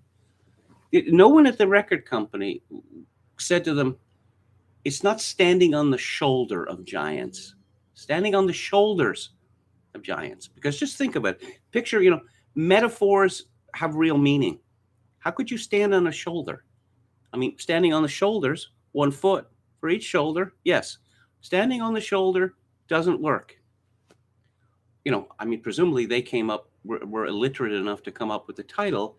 However, if, someone at my record company hadn't caught this mistake out, if that happened to me and someone, an editorial said, "Oh no, we've got to change this because," oh yes, of course, I would have sent them a case of champagne or whatever. If they hadn't caught the error, I would be very angry indeed. Oasis was just a solid meat and potatoes rock band. I saw them play at what was then called GM Place in Vancouver, which is where the Vancouver Canucks play. It's hockey arena. And Noel Gallagher would do a 4-minute guitar solo for every single song. And he's just not very interesting a guitarist. I don't know. He thinks he's Neil Young or something. Flag was better pre-Rollins, says Metal Mike. More melody. Rollins was fine in Heat, playing William Fictor's Dumb Muscle. Yeah, okay. There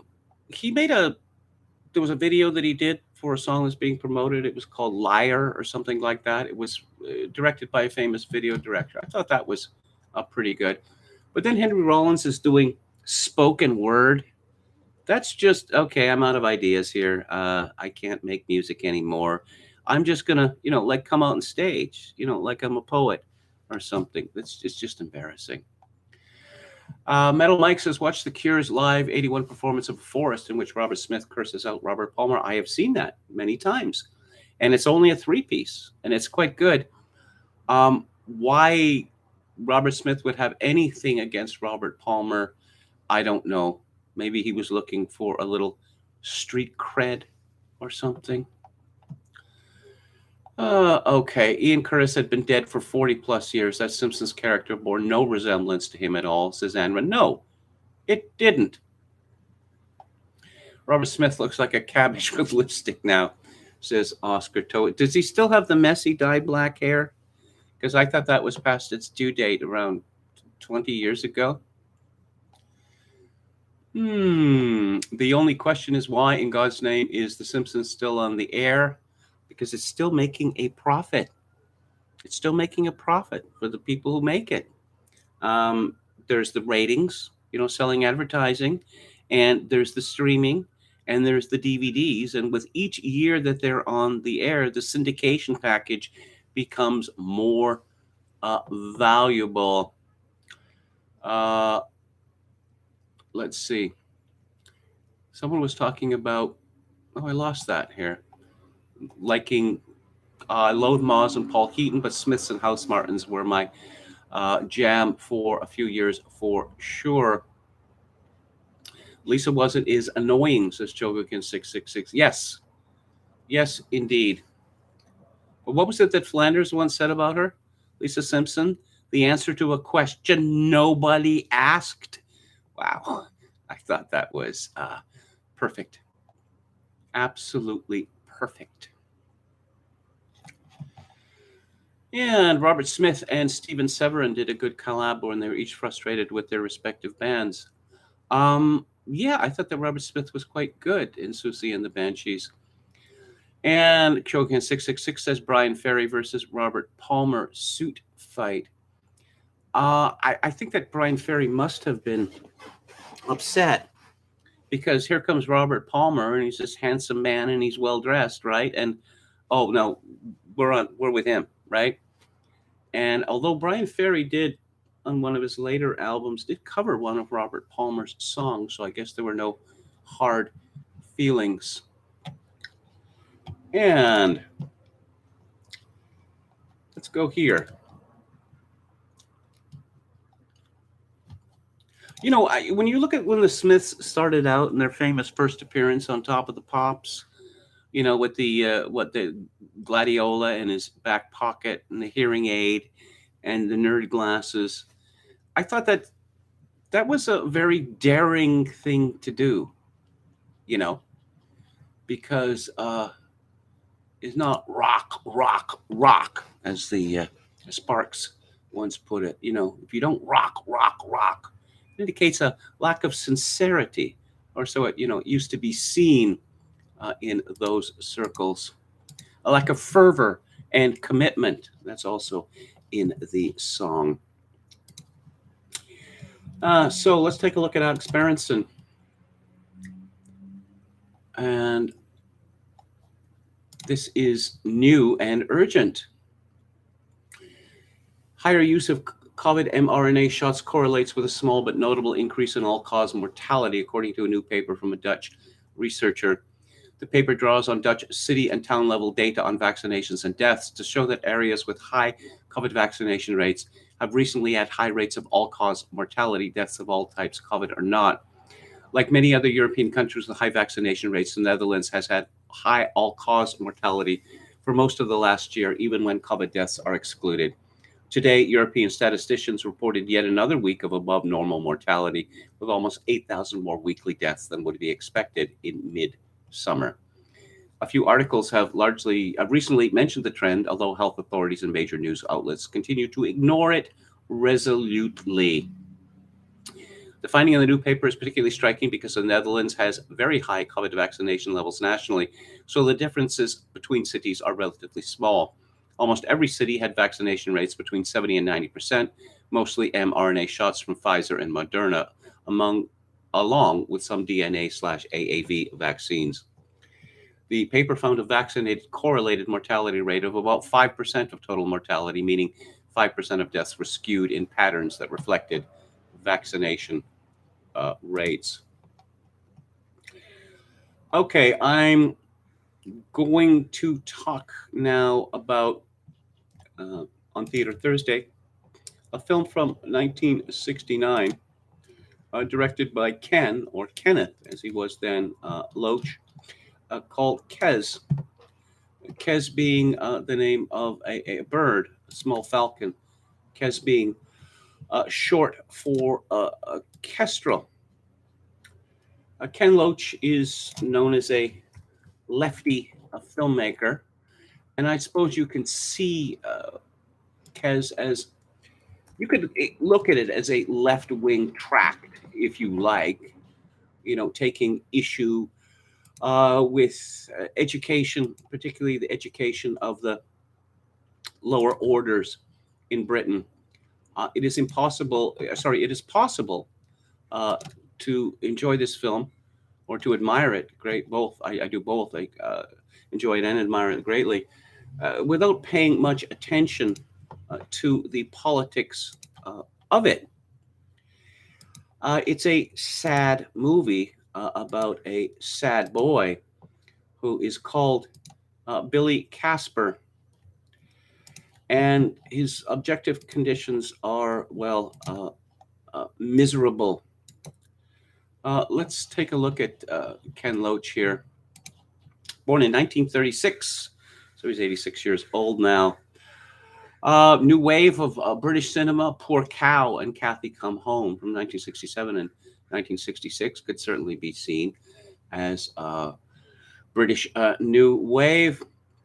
He had a resurgence later in life with The Wind That Shakes the Barley in 2006 and I, Daniel Blake in 2016. He worked in documentary, And, you can see this very much in Kes. The cinematography is, well, it's outstanding. The DP, Chris Menges, later became famous and celebrated. He was the DP for Lindsay Anderson's If and Local Hero, which, of course, set in Scotland. He won Academy Awards for The Killing Fields and The Mission. And available light is used, and available light even in heavily wooded areas. So it's a rather dark hue, but it is also frequently beautiful as well. There is a school assembly in the film, and we have a gospel reading, which I think is central to the meaning of this film.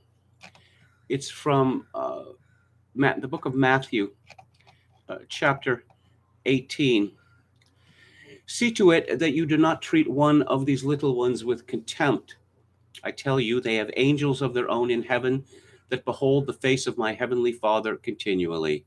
The Son of Man has come to save that which was lost. Tell me this, if a man has 100 sheep and one of them has gone astray, does he not leave those 99 others on the mountainside and go out to look for the one that is straying? And if by good fortune he finds it, he rejoices more, believe me, over that one than over the 99 which never strayed from him. So too, it is not your heavenly Father's pleasure that one of these little ones should be lost. Well, our hero, Billy Casper, is a little one who has been lost. He lives with his mother and his half-brother in a house which seems that the mother seems to have some sort of ownership of it. It doesn't seem like it could be part of a council estate, but really there's a very large backyard, a field, really, in this house. And his half-brother, Judd, is a bully and torments him and beats him. And Billy is beaten by all sorts of people, by Judd and by all manners of teachers and other schoolboys. David Bradley plays the 15-year-old boy, and this is how important casting is. That he's a perfect choice for this role. This is not a particularly sentimental movie, although it is quite moving, and he just looks perfect for it.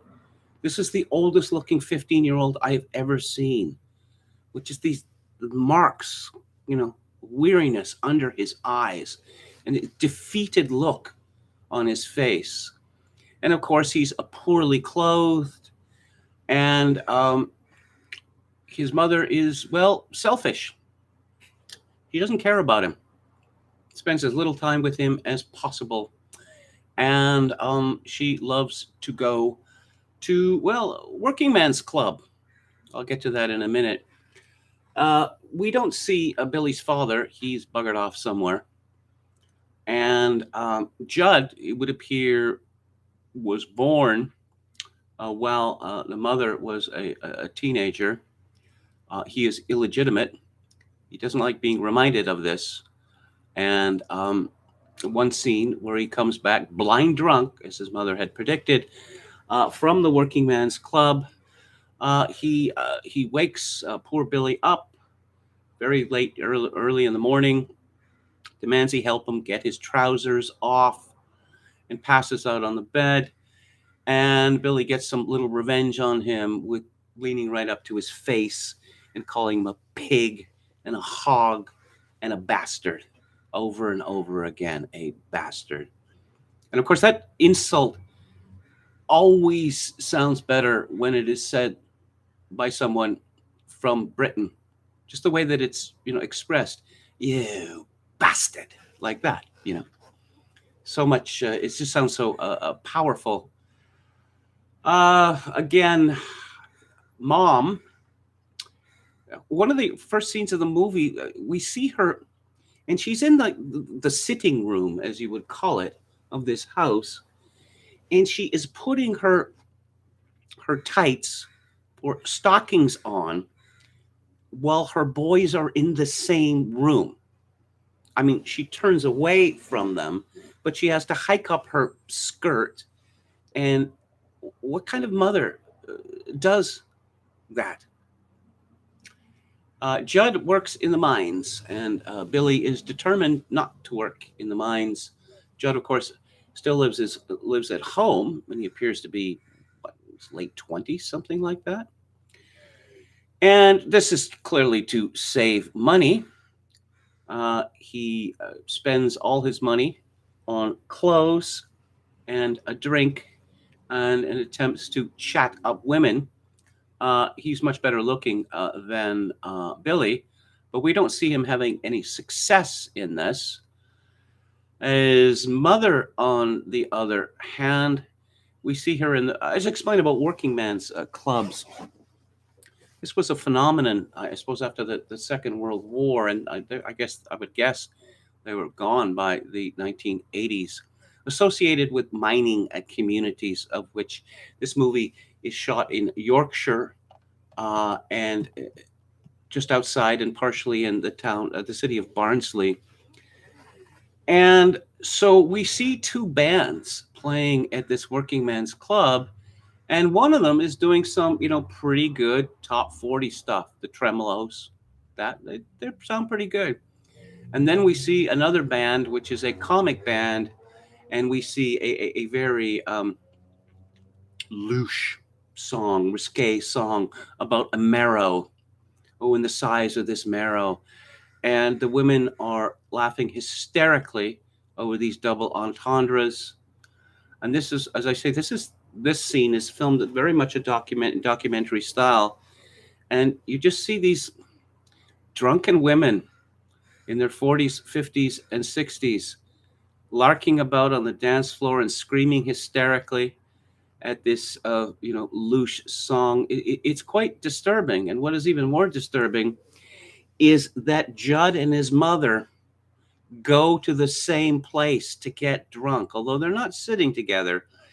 And so the mother has her eyes on a man, Reg, and she wants to get married again. He does not want to marry her. And she makes a pitch for him, very strong. And she's not getting anywhere with this. And later we find out that the poor Billy has been tormented for years and years with stories about his mother and how she's a tart, and you've had more uncles than anyone else in this village. Yeah, it's just another cross for him to bear. One of the reasons why this movie is so powerful is because you look at the David Bradley who plays Kaz. He's not a good-looking boy, and in many ways, he's not sympathetic at all. He's either distracted or stroppy, and he is an inveterate thief. He has a job at a tobacconist's before school and after school, and this is the sorriest looking tobacconist I have ever seen. He delivers papers and other things. We see him steal a candy bar from the shop. We see him steal from a milk float. And he's brazen enough so that he has a conversation with the driver of the milk float. He doesn't really care. We learn that he had gotten into trouble in the city for involvement in, well, a gang of youths, and led by a fellow called McDowell, who later in the film we see him taunting Billy, and Billy fights back, and Billy ends up being pummeled for a rather long time on a big pile of coke for the furnaces. Now, the The movie's title, Kes, of course, is short for Kestrel, but there's a particular reference to this and the class idea of the film that falconry was, well, the sport of kings.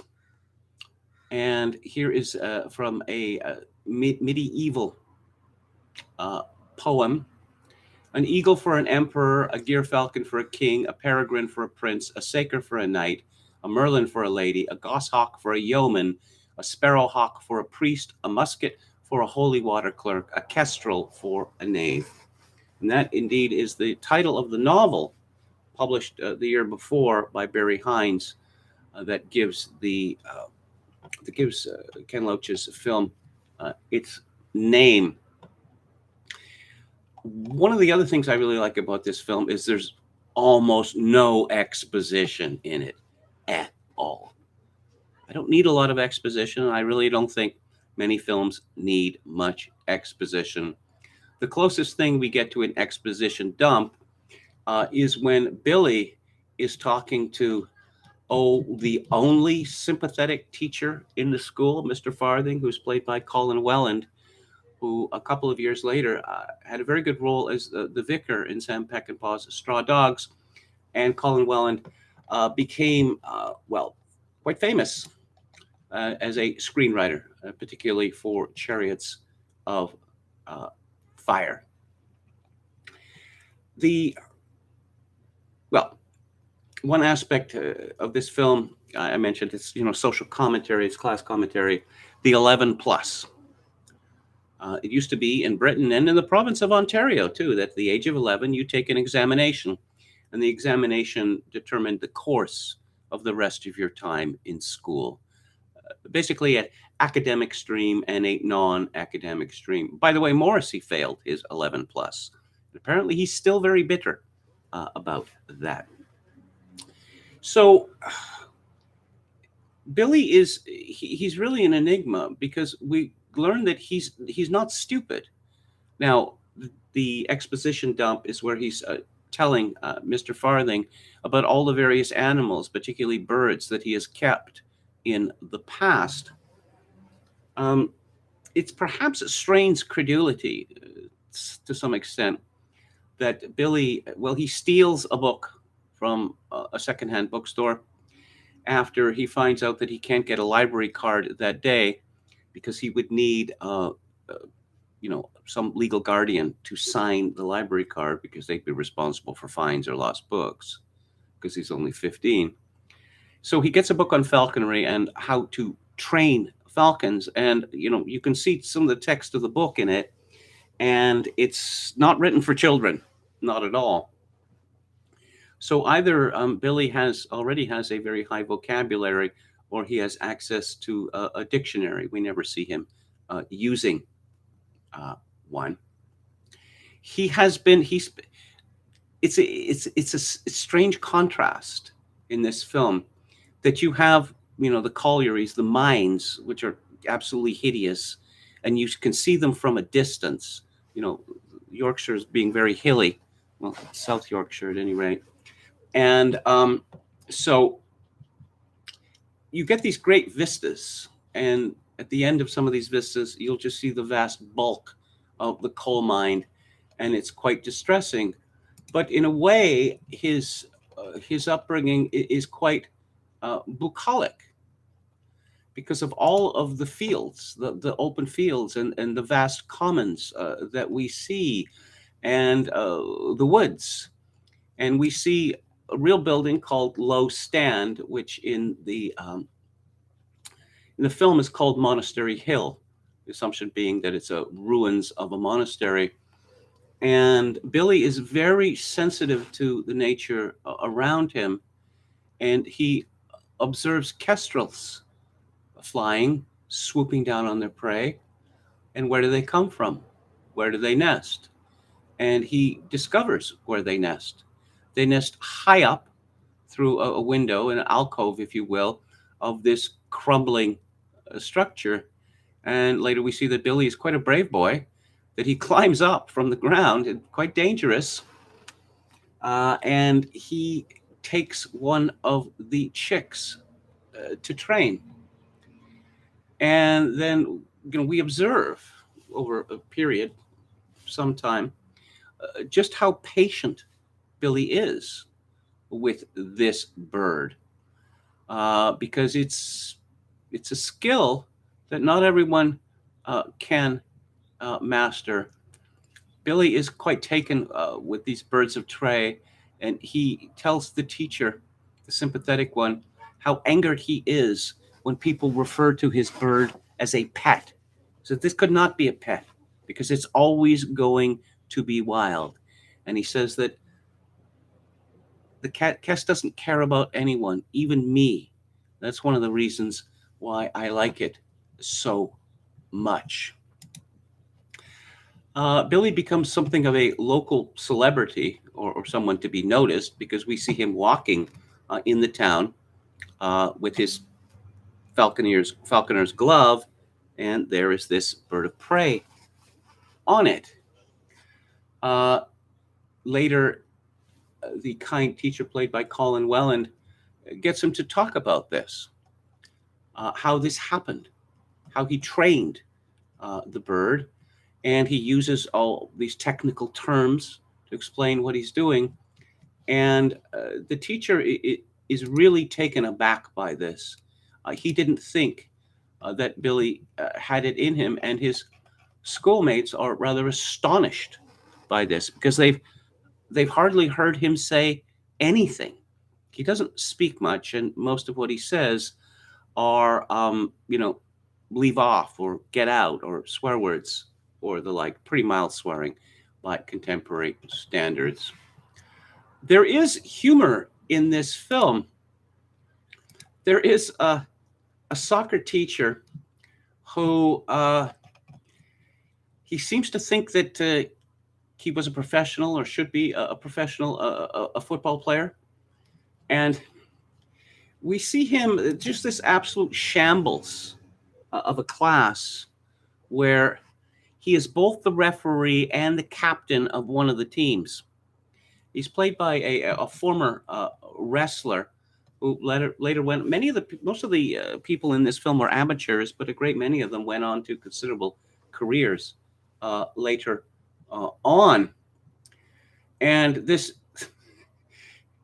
football teacher, he's comparing himself to Bobby Charlton, and he just, since he's so much bigger and more powerful than the boys, he can just run over them. And he's calling fouls on other players, and he's committing fouls all over the place, and he insists on taking all the penalty shots. And I suppose that was amusing enough, except that Billy doesn't have money for his kit. Why? Because his mother won't give him the money. She thinks it's a waste. Don't you have spending money? Why don't you get a job? I do have a job. Well, why don't you spend the money on your football kit? Because I don't have it. I have to give it all to my mother, which could be one of the reasons why Billy is keen to be a school leaver at the age of 15. What kind of job he's going to have, he doesn't care. So long as it's not in the pit, he's not going to do that. And so he's humiliated by given shorts, which are, made for a man twice his size. And later he is humiliated. He doesn't want to take a shower for obvious reasons. And so he's forced to take a shower and to take it alone with guards to stop him from leaving. And then the soccer teacher decides to have some fun with him by turning all the taps on the shower heads to cold. So he's being tortured in the class, and the head teacher, the other teachers, all the other teachers except for Mr. Farthing, Colin Welland's Mr. Farthing, they're martinets. They seem to hate their students, and they're just smacking them around, including a tiny little boy who is only in the headmaster's office because he has a message to deliver from another teacher. And the other boys bully him, and Billy takes part in this. They're going to hide their cigarettes on him because they've been caught smoking and they're going to be punished for it, slapped on the hands with a cane. So they bully him into taking the cigarettes because they're never going to make him empty his pockets. And the boy is absolutely terrified. And well, he's searched and cigarettes are found. So he gets two of the best, like everyone else. As I mentioned, Billy holds him, puts his arm around his neck to stop him from getting away. There's not much plot to speak of in this film. It's quite episodic. We know that Billy is going to leave school. As for the rest of it, well, it's not really going anywhere. We learn more and more about Billy's life and just the difficult, almost impossible situation that he has been put in.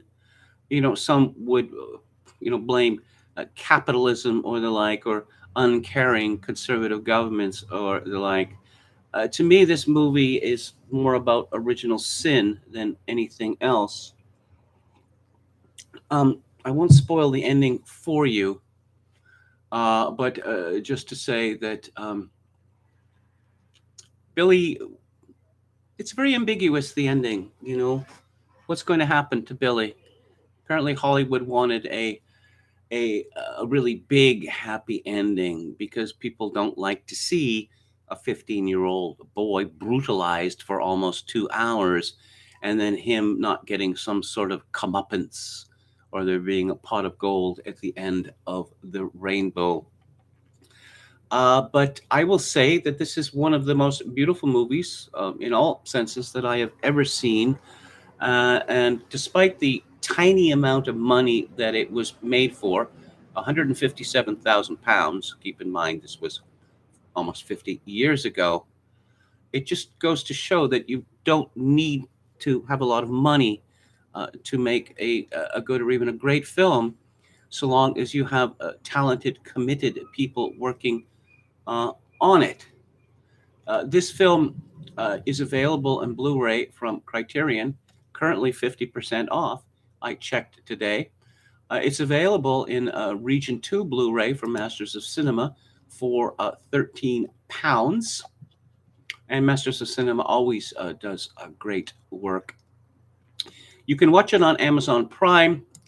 Now, it is available from BFI, the British Film Institute, which does outstanding work, in a box set called Woodfall, A Revolution in British Cinema, which has 5 films by Tony Richardson: Look Back in Anger, The Entertainer, A Taste of Honey, The Loneliness of the Long Distance Runner, with Tom Courtenay, of course, and Tom Jones, which won all the Oscars that year.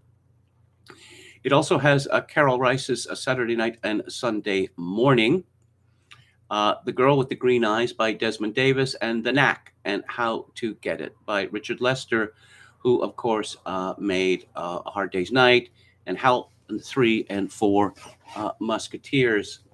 And you can buy this, and I'm assuming it's Region 2, but you can buy this, hurry, hurry while stocks last, this 9 Blu-ray box set from BFI. You can get it on Amazon Co. UK for the low, low price of £28. So those are my thoughts on Ken Loach's Kes.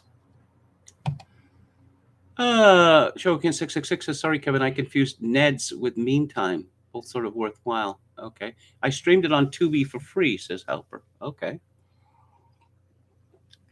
Oscar To says, Billy has very little kindness shown to him. I think the butcher gives him free meat, scraps. Yes, he does. And this really the only time in the film we ever see him say thank you. He's astonished that this fellow would be kind to him. That's how beaten down he is. Halper says it reminds you of how humiliating childhood can be. Oscar To says, yes, and when I watch it, I find myself thinking, where's God in all of this? The message of this film is very bleak, says Oscar To. This kid can't catch a break. I'll give you a taste of football and skills, a rare delight. these Yorkshiremen in this film. I mean, some of the teachers are obviously not from Yorkshire. All of the Yorkshiremen and women in this film are stroppy. They're all stroppy, and I just yes, the educational system is not the best, but they all seem to want to fight and mouth off. That's all they want to do, and to catcall and the like. It's not it's not a very sympathetic a portrait of Yorkshiremen and women. My Trail of Disgrace says many of early Mike Leigh and Ellen Clark films are BBC Play films. Nuts and May is amazing. Yes, I believe that the big box set of Alan Clark films came out a few years ago, which still should be available. Oh,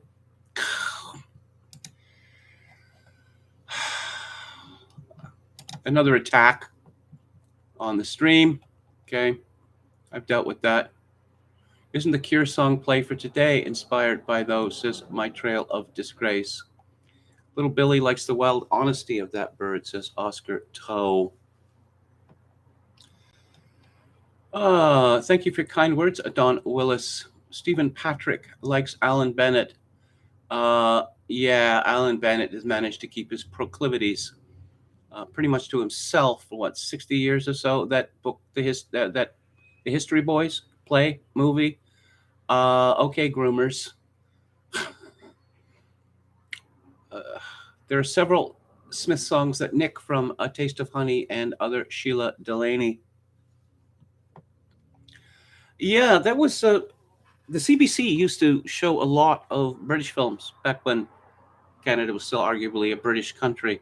So I saw all those, new wave or kitchen sink, if you like, films on TV in the early 1960s. And it was really rather a shock because it seemed so bleak, the lives they lived there. I suppose if you compare it to Ealing films, which are really solidly middle class, this is a completely different world. This Sporting Life is really good, says Oscar Toe. That's Richard Harris, isn't it? Richard Harris became a huge rugby fan after being in this film. So he took to following rugby teams in the tours of England and Ireland. And his long-suffering, as they say, wife, she ran out of sympathy. He disappeared for several weeks. He told this story.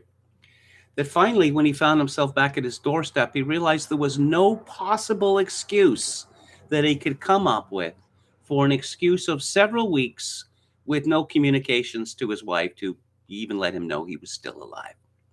So he came up with a plan. And the plan was, he jumped around and made himself disheveled and sweaty. And he burst through the front door and into the front room and turned to his wife furiously and said, "Why didn't you pay the fucking ransom?" Which is one of the best stories I've ever heard. So that's it for today. I'll be back on the air tomorrow at 4 p.m. Pacific, 7 p.m. Eastern. And it is the Rejuvenated Book Club. And I'm going to, new book, controversial book, and it is called Revenge, Meghan, Harry, and the War Between the Windsors by Tom Bauer. And Tom Bauer has written a lot of books, and he always gets the goods. He always gets the goods. If you'd like to make a donation to the live stream, my PayPal account is linked to kevin_grace@hotmail.com. If you're in Canada, donations may be made to the live stream directly via interact@kevingrace@shaw.ca. And I leave you with this. In these days of social atomization and civilizational collapse, I dutifully wish that you, my dear viewers and listeners, manage to forge a genuine human connection to ease the burden. Good night.